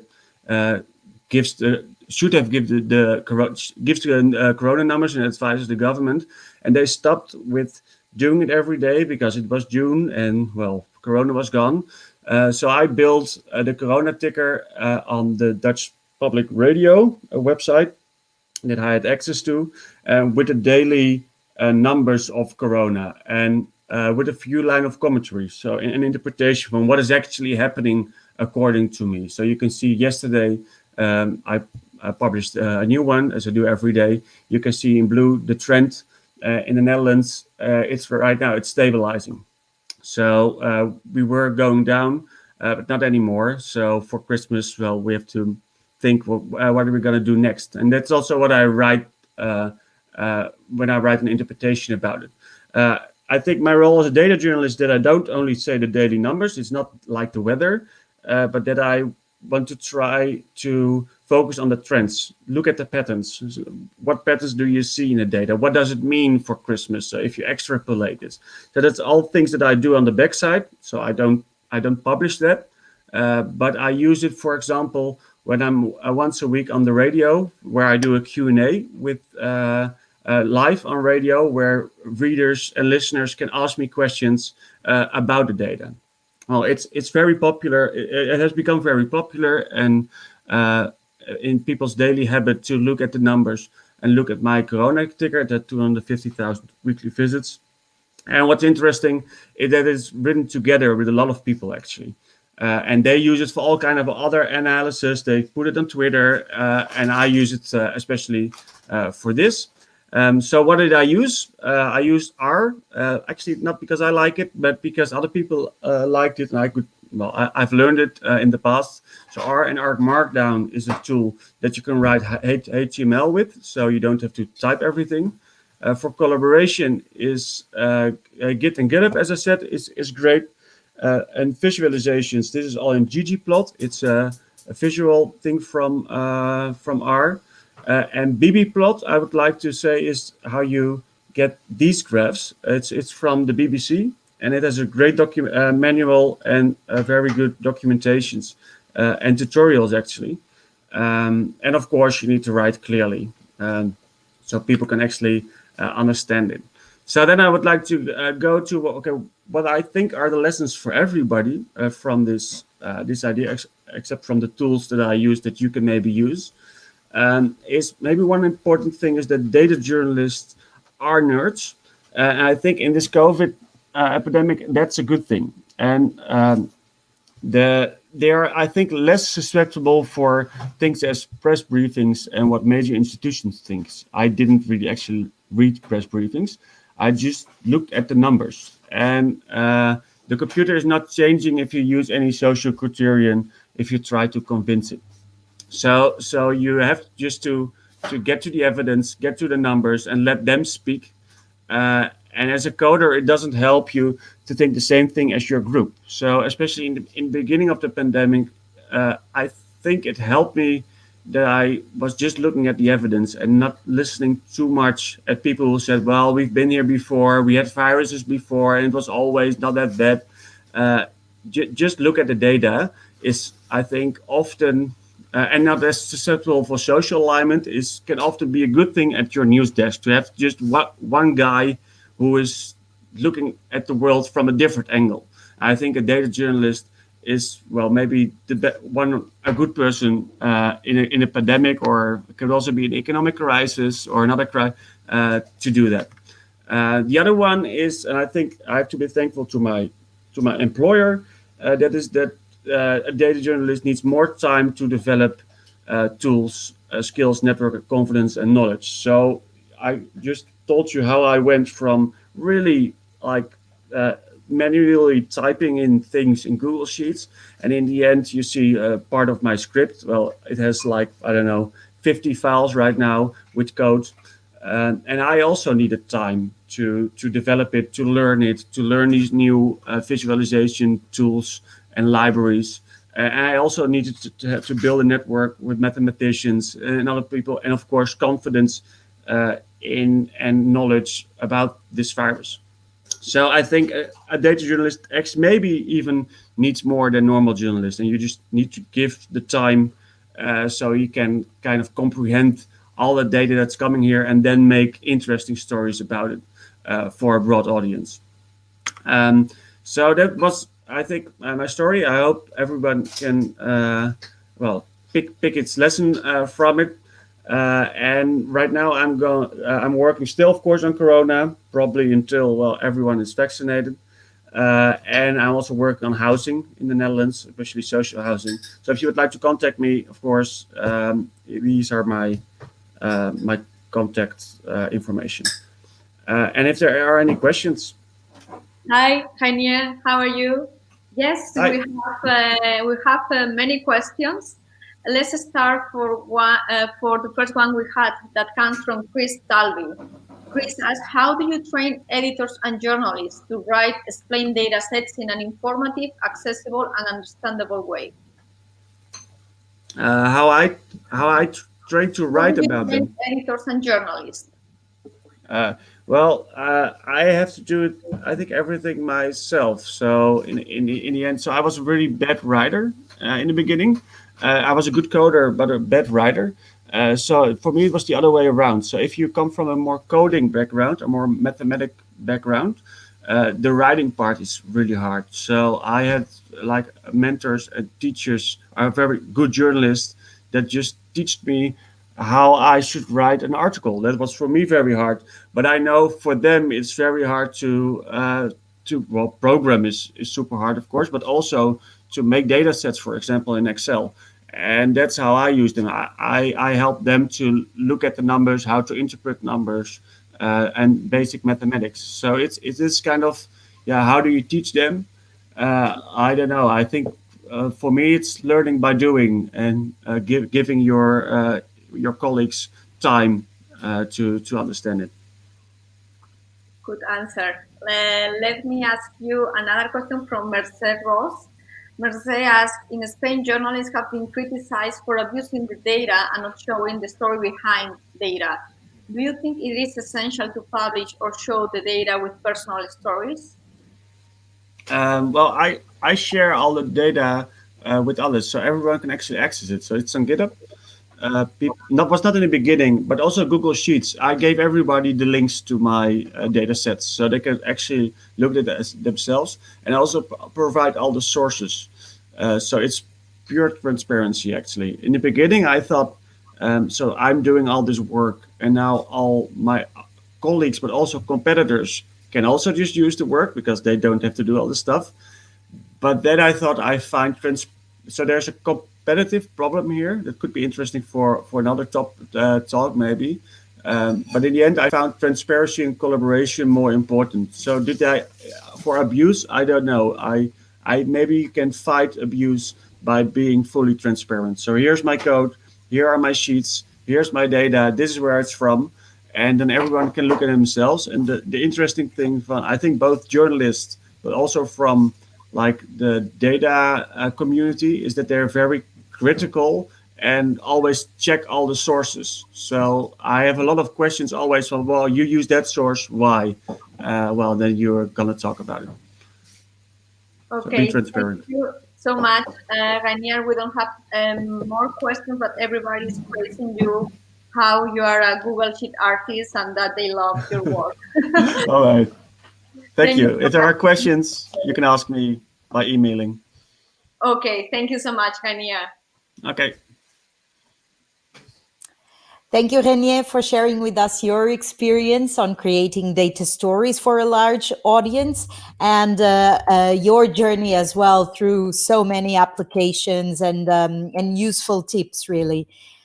Thanks to our speakers and participants for being here today and for sharing your know-how and time with all of us. Before we move on to the online lab sessions, let's check again at the summit visualization that Sally has been working on today.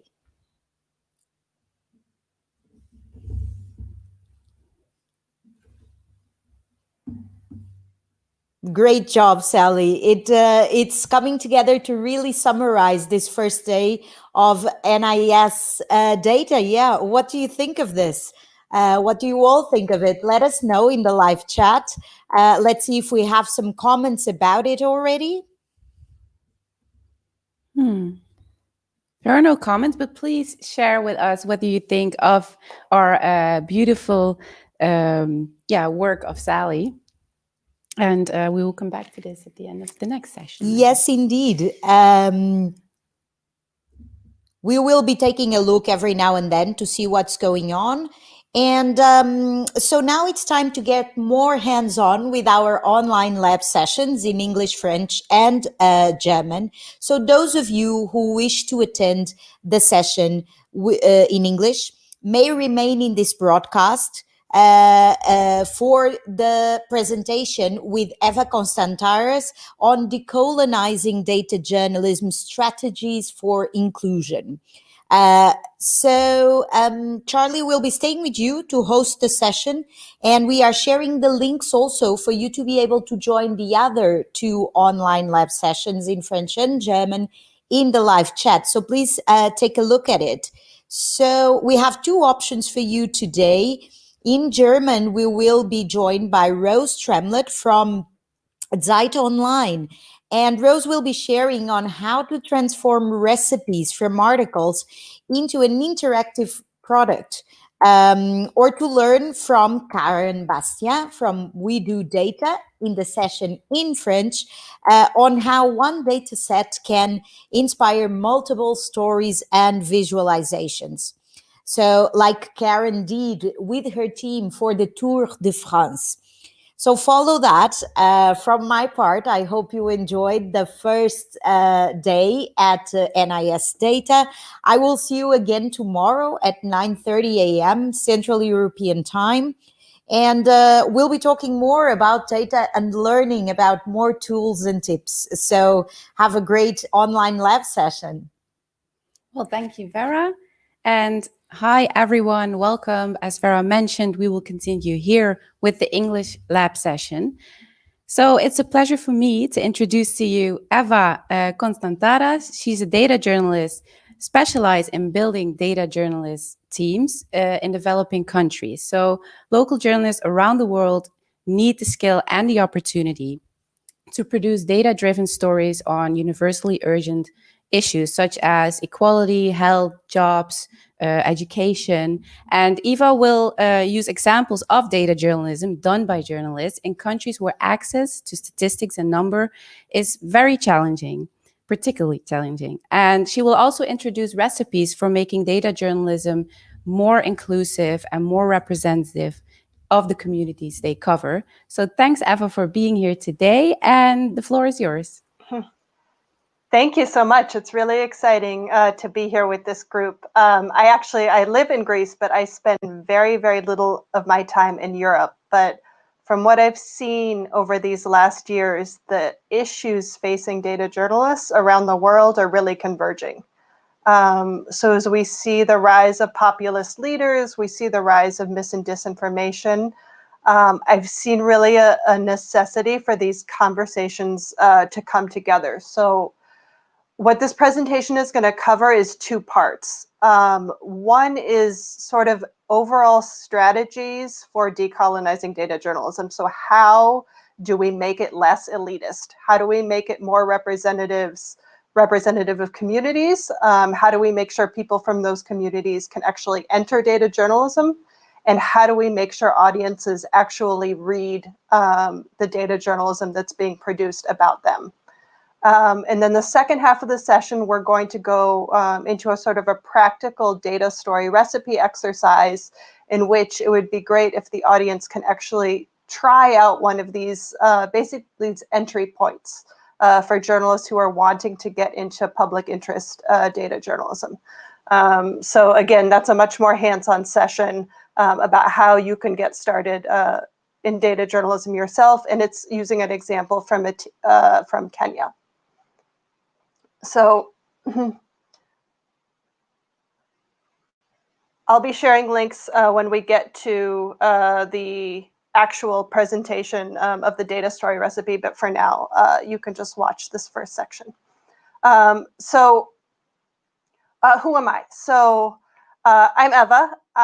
I'm from the US, but I've lived in 9 different countries. So I have a really good perspective about how data journalism has evolved in different parts of the world and what the West can learn from the rest of the world about how to do data journalism to actually have impact.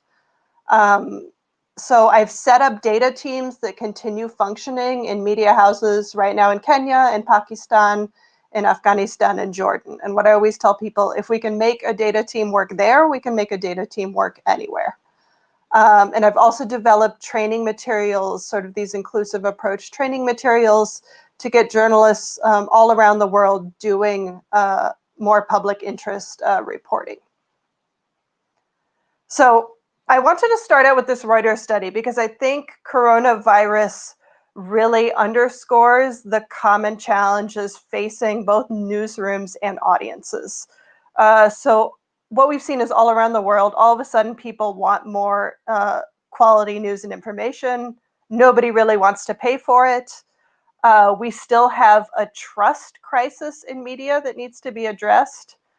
And we really struggle around the world to engage young audiences. And I think this really speaks sort of to the theme of this conference, which is sort of the decline in trust in media and what we can do to be more inclusive.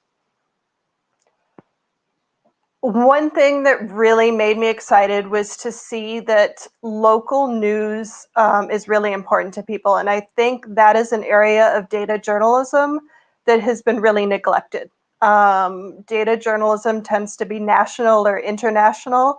And I think it's really a missed opportunity to bring communities out to do stories by and about these communities. So we see that there is this demand for local news, but it might be a demand that we are not meeting. So I've got our little media consumer here who doesn't really know where to turn for trusted facts and information.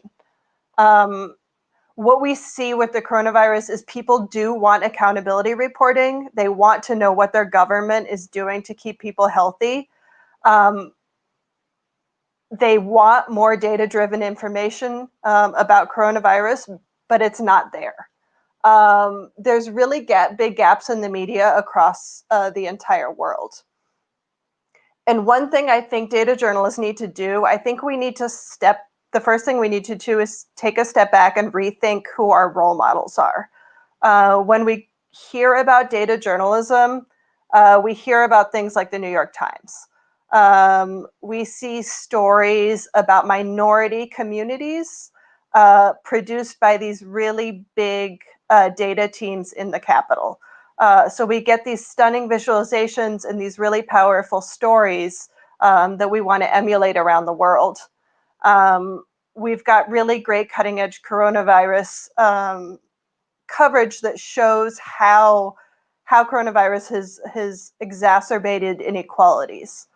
But I think there's a problem with looking at these examples. I think the first and most important practical thing is the media houses publishing these really high value interactives. They've got a lot of money. They have really big teams working on these stories. And while practically, I think that's one of the most important findings, I think what we also need to be really wary of is their audiences. So they already have audiences who believe what they're going to be shown. They have pretty partisan audiences that are going to support the message that's been brought out by the data. They also do really nationally focused stories. And I think that's an issue when you see that people really want to see data stories relevant to their communities. Another big issue we see is that most of the staff do not come from the marginalized communities that they are representing. And the data stories are often about people who are never going to read the story in that media because that's not where they get their news and information, right? So you've got all of these divides that are preventing people from actually accessing data stories that are relevant to themselves.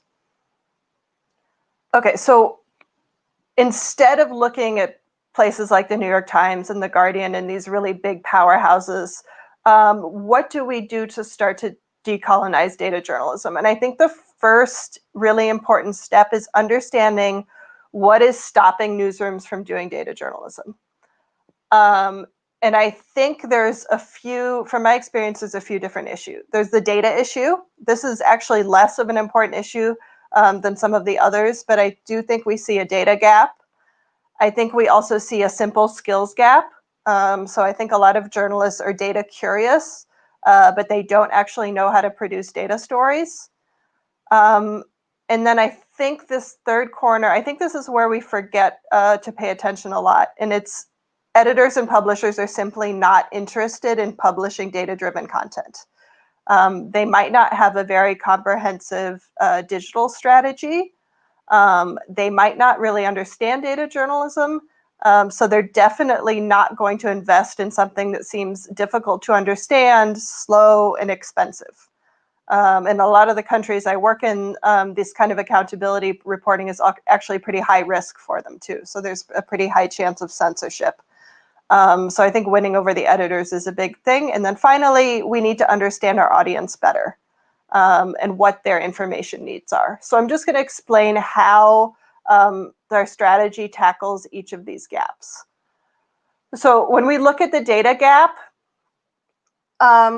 one really simple thing we see happening is media houses and NGOs trying to collect relevant data and making it more accessible for journalists. So this might be on a data hub, on a website, it might be on a GitHub account.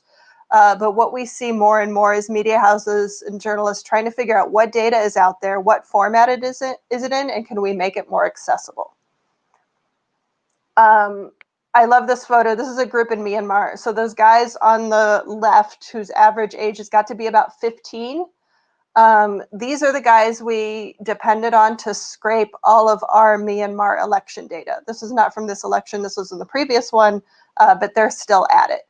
So I think relying on our civil society community to help us liberate data is a really good way to bring down that barrier. So working with civil society, working for groups that are already liberating data, one thing I always say is use the data you have, not the data that you wish you had. So work with the data, whether it's health or education data, start building your stories on that data that's already being liberated. You can see for our Jordan program, we set up a really simple CCAN platform so that all journalists could access the data that we had liberated for this program. So again, it makes it easier for the entire data journalism community to find data sets relevant to their beat. So that, I think in one sense, the data bit is actually the easiest part of the equation. I think a much bigger challenge is the skills gap. And I don't think it actually has to do with being a coder or understanding math. I think it really has to do with whether journalists have a research process to be able to investigate a hypothesis with data. So can they follow a process from the beginning to the end of establishing a hypothesis, finding the data, analyzing the data, and telling the story? We saw a lot of boot camps, hackathons, things like this that sort of were innovation theater, but didn't really get to the heart of the basic fundamental skills gap. And I think what we've seen because of things like Brexit, because of the US elections, journalists are more and more interested now in doing their own original analysis and reporting. But I think we underestimated how much effort it was going to take. So we thought that, sending journalists to a 1-week workshop, that would get them some basic data skills. They would go back to their newsroom and produce data stories. I'm sure a lot of you have been to these 1-week workshops, and that has not been the case. I think part of the issue is because what I mentioned before, which is techno-chauvinism. So we assume that the reason people aren't doing data journalism is because they don't have the technical skills, whereas I would argue that they don't have the habits and research process for developing accountability reporting, and they don't have the technical skills. So any way that we want to invite journalists to do more data reporting has to overcome both of those challenges. So later on in the session, we're going to look at a data story recipe that tries to tackle this. So the data story recipe forms the basis of a lot of my training programs. And what it basically does, it takes journalists from the idea for a story through the step-by-step process of cooking your own data recipe. So here's a shot of one of the workshops, and I like this because one of the most difficult parts for journalists is actually once they've done their data analysis and they have their findings, it's how do I do a compelling explanatory narrative that will engage readers? And this is, again, the issue of, are you writing just for policy wonks? Are you writing for an elite audience? Or are you writing for a general audience who just wants to understand the issue? And I think writing for a general audience requires much more thoughtful construction and development of the story idea. So this big storyboarding we've got going on the back wall for us is a really important step in the process to construct compelling narratives. Okay, so here's the most difficult part. For us generally. How do we sell the idea of data journalism to editors and publishers? I think what we found is that editors and publishers can be really confused about what is the value added for data journalism. Coronavirus has led to really big layoffs in newsrooms, and they don't necessarily see how data journalism is good for their revenue strategy. So one thing that we always try to do is how can we incorporate data journalism into their digital strategy, into their revenue strategy. So if they want to be doing more interactives, if they want to do more audience engagement, how can we ensure that the data journalism that their newsrooms are producing actually accomplishes those goals? So how do we assess the needs of the media to find out what is their revenue strategy? How could data fit into it? How do we educate editors and publishers? I think one thing I see, including lots of donors do this, what we see is that there's a lot of grants to do data journalism, but they don't engage the editors and the publishers. So they offer grants for journalists to do accountability reporting, but they don't bring editors and publishers into the conversation. And then you end up with data stories without any place to publish. Or you end up with data stories that are only published in digital sort of elite policy magazines that don't reach the audiences we want. So I think engaging editors and publishers in the conversation from the beginning is really important. Another thing we've seen is funding fellows in newsrooms. So if you take not just like the Google News Fellows, but actually funding year-long fellowships so that data journalists can actually work without the daily pressures of the newsroom to produce more data-driven content. And I've seen a lot of sort of this branded content more and more appearing in places like The Guardian, where donors are establishing these sort of beat-specific data stories, streams of funding, so that we can really integrate that sort of in-depth coverage of a data-driven topic into the newsroom. And then finally, the last model here is the help desk. So I think a lot of data journalists, even once they're trained, they get back to the newsroom and then they encounter problems. They can't get their data set clean, or they can't create the kind of interactive map they want. So having a community with specific talent to help them get over specific problems, I think is really important for data journalists to begin to grow their skills beyond their comfort zone and do more ambitious interactive projects. So here you can see a very non-engaged audience. This was our first meeting with Kenya editors to try to sell them on the idea of data journalism. And what we've got in the end was a data team at the Nation Newsplex, which is the Daily Nation is the biggest daily newspaper in Kenya. And it actually does have a permanent data desk doing public interest reporting. So I think building that relationships with editors and publishers is important to really having sustainable data-driven explanatory reporting. Okay, and then finally, this last element is really touching on the audience. I think data journalists do a very bad job of actually using audience data to make editorial decisions.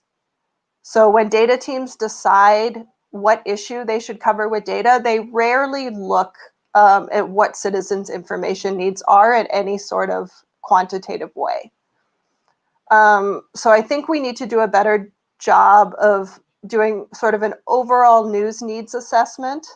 So really finding out what are the holes in people's knowledge, what is your audience engagement strategy for these data stories so that when you publish them, they actually get to the right audience.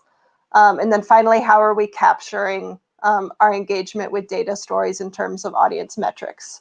And this, again, can feed into convincing editors and publishers that this is really a worthwhile strategy. Because if we can show that it boosts audience engagement, that these stories are things that people want to read, we can make the case for more permanent data teams. Okay, so instead of looking at the New York Times and the Guardians of the world, I wanted to draw your attention to all of these other smaller data teams that are, anywhere from 1 to 5 people that are doing really important data work around the world. So you can see on the left, this is the Nation Newsplex in Kenya that did a deep dive looking at all the inequality being caused by lack of access to quality remote education during coronavirus. And again, this is a topic that is relevant in every single country. Every single country has this issue of inequality, and with students stuck at home, who's really being left behind because of lack of access to internet or supervision. So I think this is a story that really could be modeled around the world. India Spend is a news wire. It's a data news wire service out of India. So they do daily, they do lots and lots of data stories on really basic public interest topics that are picked up by Indian media all over the country. And then at the bottom, there's a story from Malaysia Kini in Malaysia, looking at how ethnic divides are separating students in the public education system in Malaysia, which is, again, kind of a universal topic that everybody could pick up on. So why do I think these are better models for how to do data journalism? One thing they have in common is that they all have a really local focus.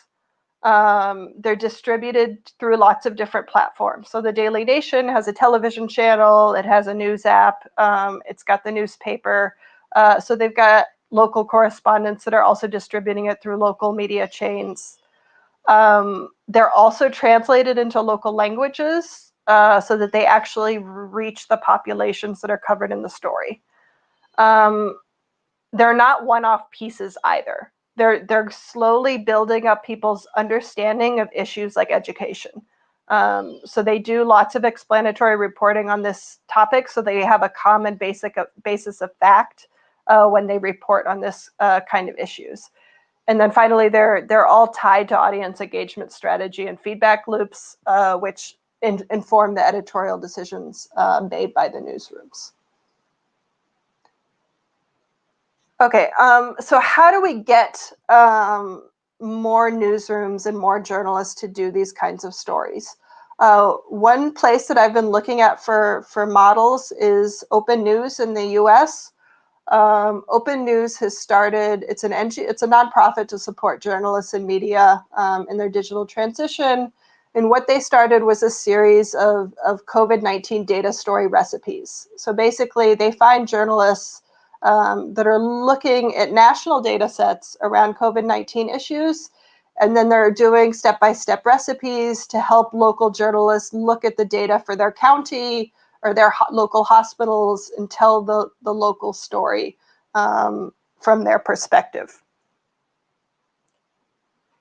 So what do I find smart about this strategy? I think it's really important that it's cleaned, updated data that's available at a really granular level across the country so that any journalist can pick it up and do a really localized story. It also doesn't assume that journalists know what to do with the data. So it's got very easy to follow step-by-step instructions for how to analyze that data. And then finally, I think it's really important that there's a team of experts for in case people run into problems, they can help. So Big Local News has done a data story recipe. Lots of different media have provided these data story recipes with the idea that local journalists can emulate these stories. So I think I'm about halfway through my time. So what I really wanted to do was show you one of these pilot data story recipes. So I'm going to stop sharing my screen just for a minute and give you all a chance to find the data story recipe. And I'll just talk you through exactly what it's about. So basically what we have is a copy of a data story recipe done by Open News, but it's been localized to the Kenya context. So a really common question is, does my county or does my local area have enough ICU beds? Does it have enough ventilators? Does it have enough doctors and nurses?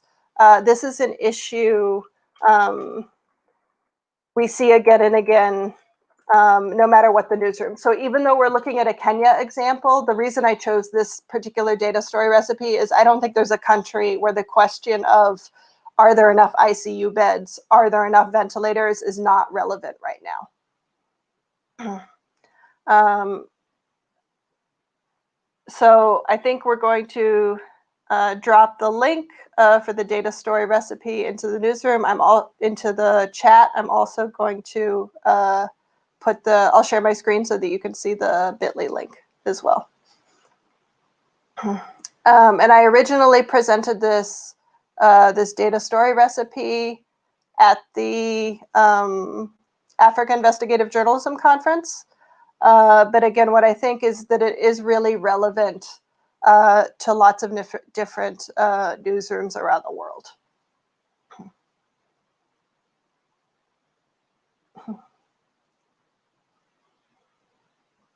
So you can just screenshot that if you don't have the link already. But basically, we're going to go through and look at how we put together this data story recipe. So again, the goal of this data story recipe is journalists that are data curious can come here and they find everything they need to do their own data story recipe.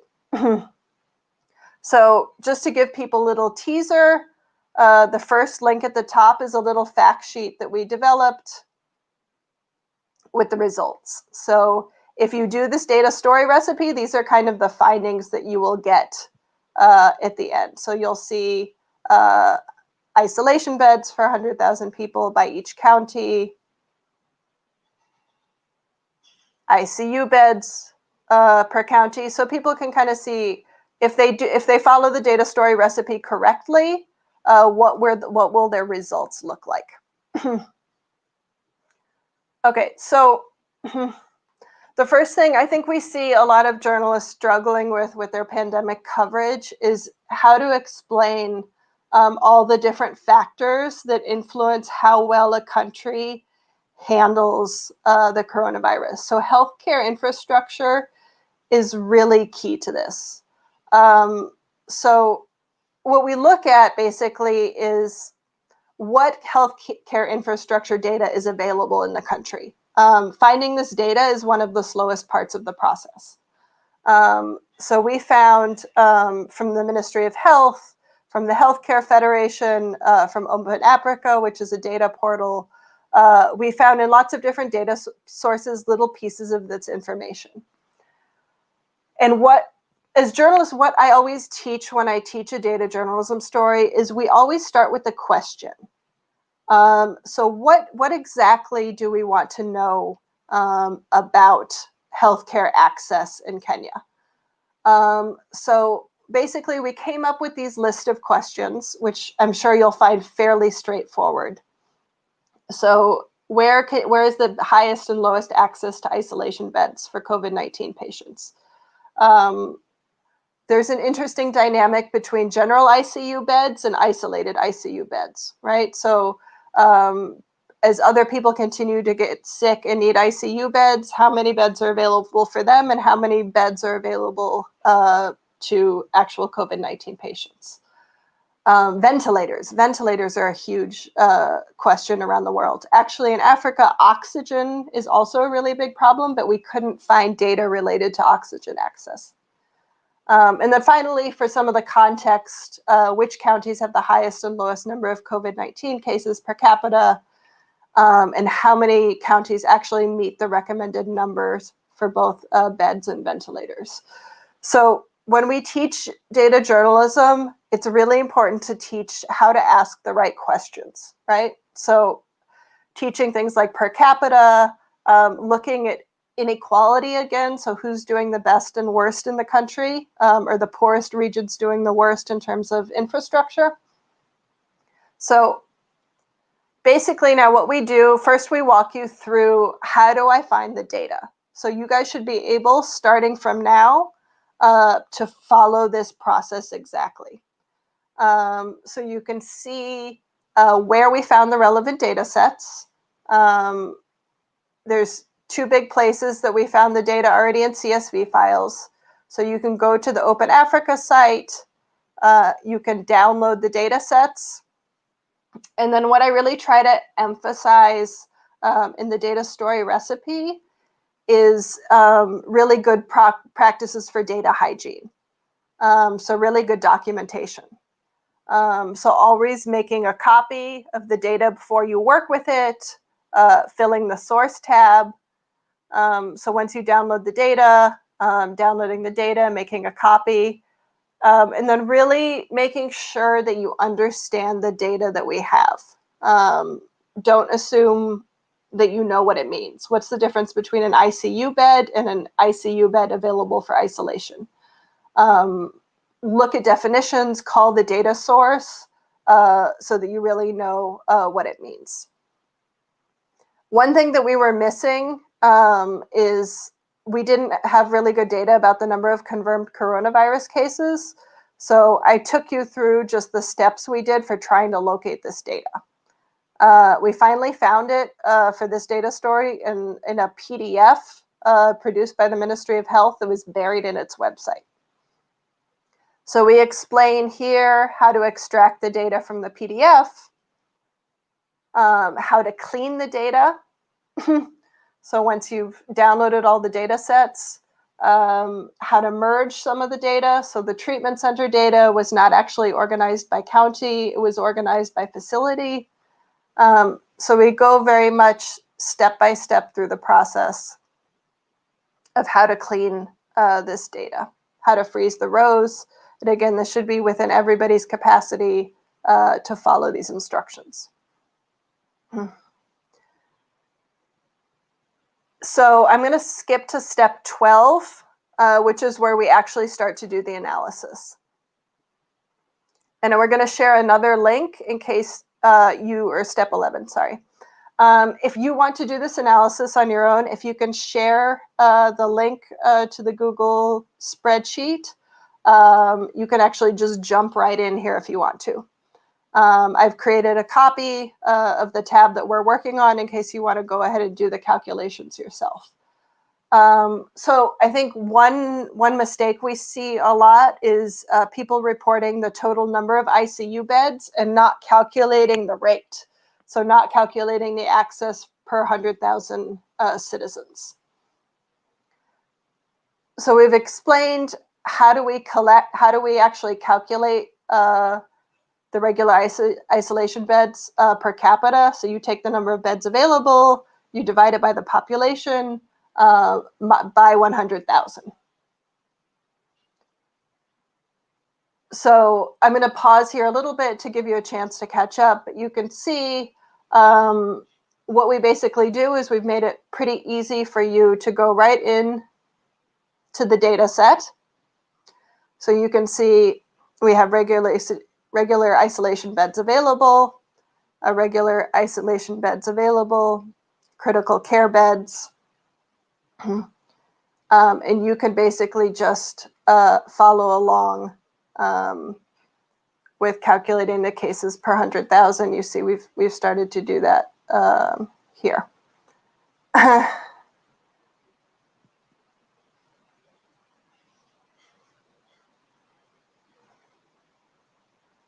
So basically, we're basically showing journalists that it's not a super scary process to do this kind of calculations. If you want to do this, you're welcome to access. I forgot to mention you'll have to create a copy. So if you're here, you're going to have to go to File and create a copy because I have it as view only right now. And you can make a copy and follow on your own. And you can see that we've done here the calculation. For the beds, we also chose this example because it lets people do the same calculation over and over again because the basic steps are the same to calculate, whether you're calculating isolation beds, whether you're calculating rate for ICU beds, whether you're calculating ICU beds for 100,000 people, critical care beds. And so the idea here is that you can see we're getting the worst access in places like Kakamega and Nandi and Homa Bay. And the idea is really that journalists from these local areas can now also tell these kinds of stories.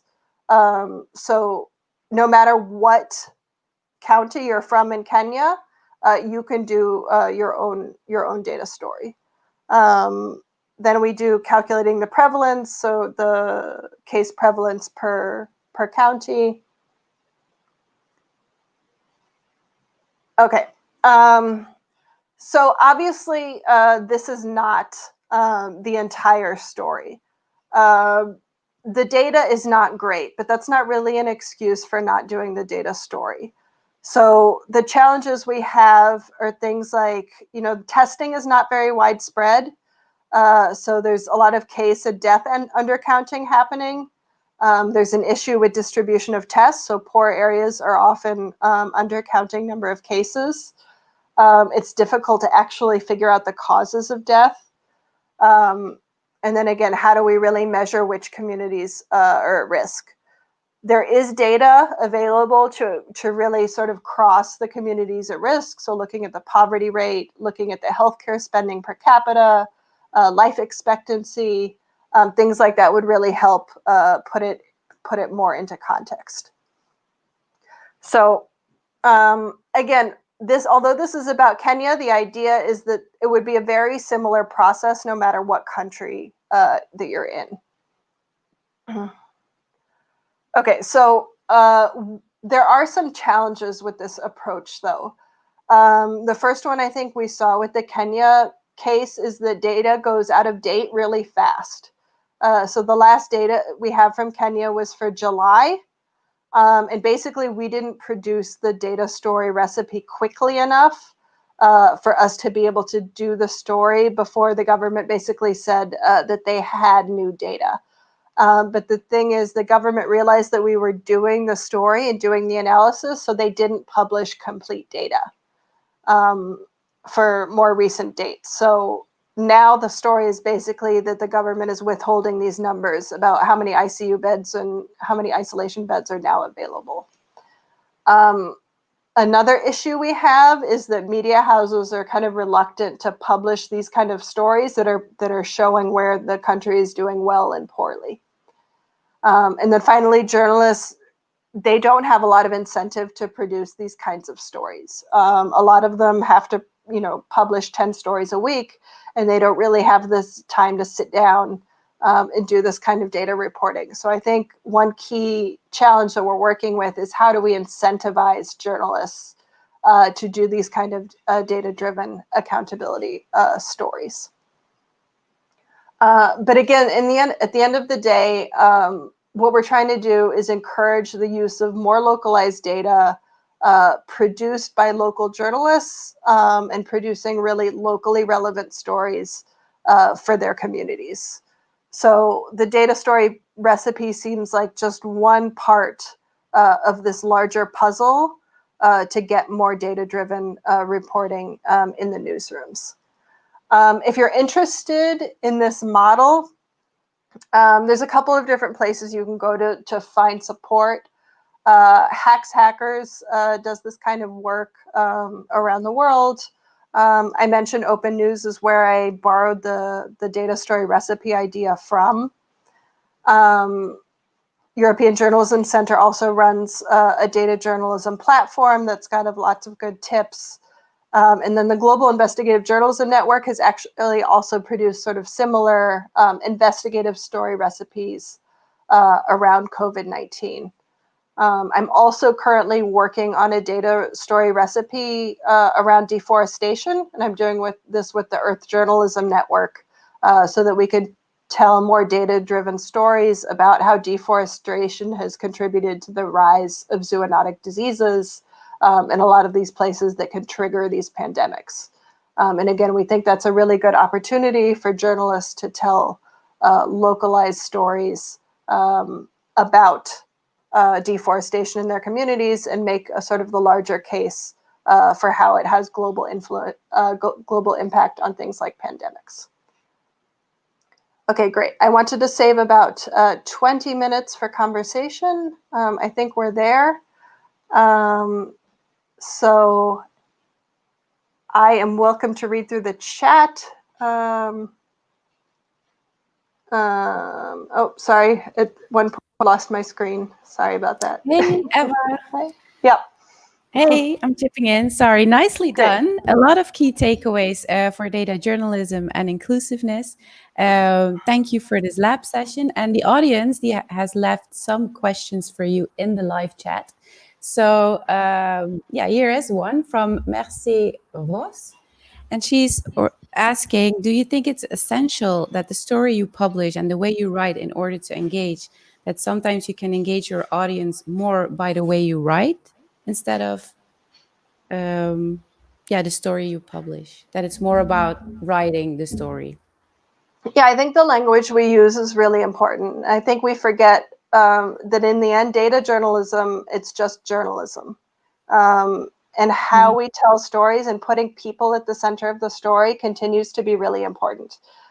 People don't care about data, they care about people, right? So if your story doesn't engage people and it doesn't show that human face, I don't think we're going to be successful in expanding our audiences. Mm-hmm. Yes, totally understandable.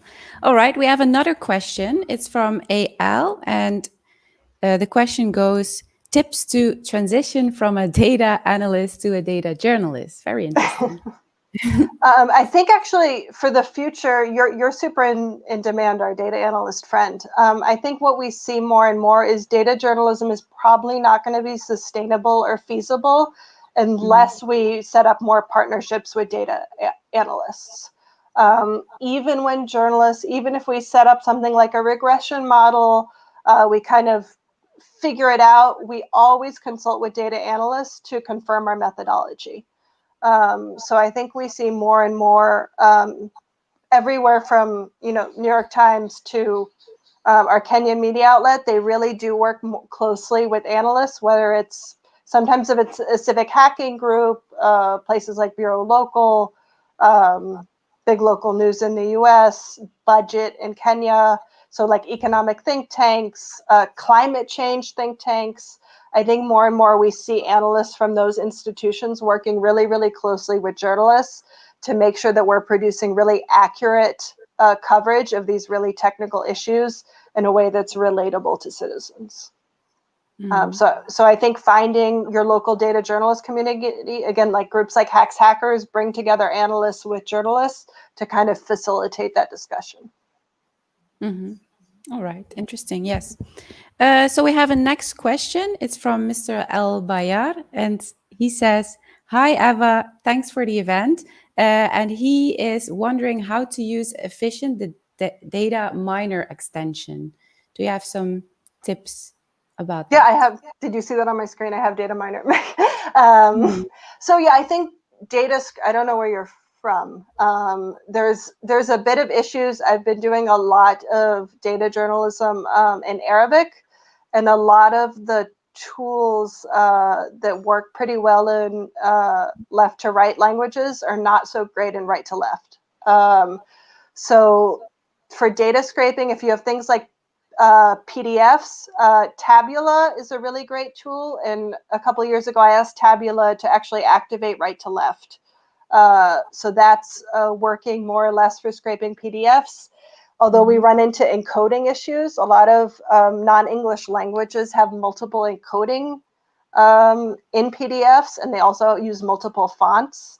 So that's kind of actually one of the biggest questions that we've run into in languages like Burmese and Arabic, is how do we scrape PDFs and websites that have multiple encoding? And often what we're relying on is optical character recognition as kind of a workaround, or we scrape just the numbers using one of these traditional tools, and then we do hand entry of the column names, which again, these are workarounds, but like so far the technology is just not really there yet.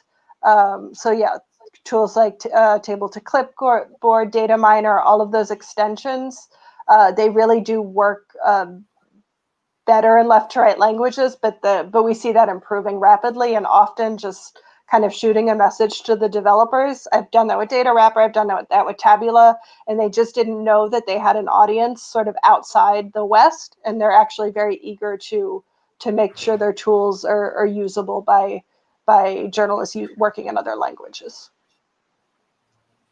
All right. Okay.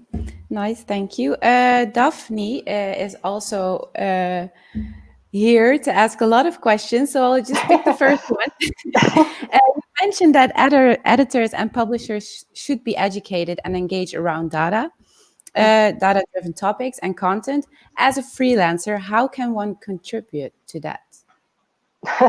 Good luck. So I think one thing freelancers can do is when there's these grant opportunities, I think because there are quite a few grant opportunities to do data stories, but actually push back on the people offering the opportunity to ask them to connect you with newsrooms that are actually interested in reporting these kind of stories. Like I said, I think it's a mistake that a lot of funders don't take a more active role in expanding the numbers of editors and publishers that are engaging in this kind of journalism, because as a freelancer it can be difficult. I think in your pitch, I would be very specific about what you've found. So if you've done the data analysis, your lead, don't bury your lead. You know, if your pitch, if for example in this you found that Kakamega has a shortage of ICU beds compared to the number of cases of COVID-19, have that be really clear in your pitch, and explain your methodologies for how you get there, so that the editors and publishers see this is really a story that you wouldn't be able to get to any other way. That really there's original reporting that comes out that you wouldn't be able to do without data. All right, interesting. Yes. So I see a familiar name here in the chat, Ashley Kirk. Hi, Ashley. He says, really interesting talk, Eva. Thank you. And I wonder what your thoughts are on localized interactive, for example, passcode lookups as a way for national publications. And then another message, in particular, to localize their data journalism. I assume you think that doesn't go far enough to tackle, local coverage. Yeah, I think we did that in Kenya too, with kind of looking up your zip, like you could look up your county and see what like HIV spending was per person, and what we saw is most of the people accessing that page were still in Nairobi. So it was the very digital savvy people who were using that personalization feature, and there's just not that kind of media consumption patterns. What we actually found most effective was to have radio journalists do shorter radio pieces about the results for HIV spending in their county, and broadcasting them over radio. So I think we kind of still need to meet the audiences where they are. And as part of the audience research, really understanding their media consumption patterns and even their level of graphical literacy and data literacy to make sure that you're telling them the story in a way they can relate to. I think that's sort of the first step. If we can engage them with data at that level, then we start to build the building blocks. So eventually maybe they'll visit our website. Eventually maybe they'll access our interactive or our news app. But don't expect them to make that leap. It's really our job as journalists to build out that both data literacy and sort of the beat literacy around that topic, to bring them along to some of the more complex interactives. Mm-hmm. All right. So we have one question left. It's from Sandro. He says, local data, local journalists, and local stories, absolutely yes. Great talk, but how can we also involve local communities to write and share their own stories? Sure, and I think, that's one thing I didn't mention. I think when I do recruitment for a lot of the programs, a lot of the people who've really become great data journalists haven't actually been journalists. We've had a lot of students, we've had a lot of sort of people with political science, economic backgrounds. So bringing in local communities, I think is really important in terms of audience engagement. So one thing we did in Kenya was we had a way for citizens to contribute cases of police shootings. So Nation Newsplex in Kenya did sort of the uncounted type of dashboard, crowdsourcing all of the extrajudicial police killings. And the way we really tried to engage communities is we were very transparent about the data we had and the way we got it. And then we had a way for them to submit cases of extrajudicial killings that we didn't know about. And we were very responsive about each case that was submitted. We investigated it thoroughly, and we reported back what we were able to find, whether or not we were able to confirm it or not. And we were very clear about the amount of time it was going to take us to investigate and respond to that specific case. So I think if you engage communities, it has to be in a very structured way, and you have to set expectations very clearly about what they can expect back from you. Because if they're giving, if they're contributing something, you have to be very clear about what response they can expect from you and how their story will then be represented in the media. Mm-hmm. Mm-hmm. All right, I would like to wrap up, but I saw another question coming in, so I don't know if you have time to answer one question. Sure. All right, it's from Sakina, and it's a very interesting question. She's asking, in choosing what kind of data to highlight and include in our storytelling, is it better to write for the public with the goal of raising awareness, or to policymakers for policy changes? Yeah, I think that's a good question. And I think if it's not either or, I think you can create, and we've done this a lot, sort of create two different versions of the content depending on who you're trying to reach. So you might do more of like a long form news analysis piece for policymakers, distribute that on one of sort of the digital native online media outlets that that they reach, but then also make sure that your mass audience has access to that information too. And the The important thing is to have both, because I'll give you an example. We did a story looking at food security in northern Kenya. And basically what we found was that it would be cheaper to use all humanitarian aid to grow food in the county than it is to buy food for everybody each year. So instead of buying food for everybody each year, if you just grow food, you could basically solve the food security issue. We did that story in 2 formats. The first was a 15-minute television piece that featured a family that was starving in Turkana. And the public response to that story was amazing. We got donations from across Kenya from people who wanted to help that specific family buy food, which was completely not the point of the piece. The point of the piece was stop buying emergency aid. But since tens of thousands of people wanted to donate money, policymakers saw that and got really embarrassed really fast.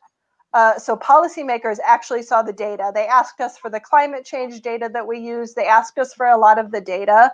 The World Bank asked us for the data. USAID asked for the data. So a lot of the donors wanted the data and the explanation. But what forced the government to respond was this huge sort of public backlash that was pretty unrelated to the data itself. It was pretty much an immediate sort of human reaction to, I want to help the families in the story. So the story was When the Sun Sets in Turkana. And I think without both of those elements, without the version that reached the policymakers, and without kind of the public outreach or outrage to this story, I don't think we would have had a policy change. And in the end, they did end up passing a food sustainability bill or a food security bill in Congress that has been implemented. But I don't think it would have happened unless it was both that headline TV news story and the more sort of wonky version for policymakers. All right, very interesting, very interesting. People are asking if you can share your contact details because you would like to, to discuss with you or get in touch with you about certain projects and topics. So if it's okay with you, sure. Yeah, please share. Yep, that would be great. I'll share. Right now I'm working in Jordan, Iraq, Myanmar, Thailand, but again, sort of always expanding. If anyone tries the Kenya data story recipe, it's open for feedback. Again, this is kind of a new model that we're trying to improve. We're going to publish the Global Forest Watch deforestation data recipe soon, and I'm happy to share that with anybody who's interested. So I think there's lots of opportunities to collaborate sort of on this model and expanding data access in the future. All right. Well, thank you, Eva, for this interesting session. I wish you a great day, the rest of the day. And I will wrap up right now. So before we wrap up, I want to come back to you about Sally for a second. Sally has been creating a beautiful visual about our News Impact Summit of day 1. And we saw all your comments on how eye-catching and comprehensive it is. And yes, we will share it with you today. So please keep an eye on our social platforms and you will see it coming by. All right, it's time to wrap up already. Thank you for joining us today. And hopefully we will see you tomorrow at 9:30 Central European Time. Bye.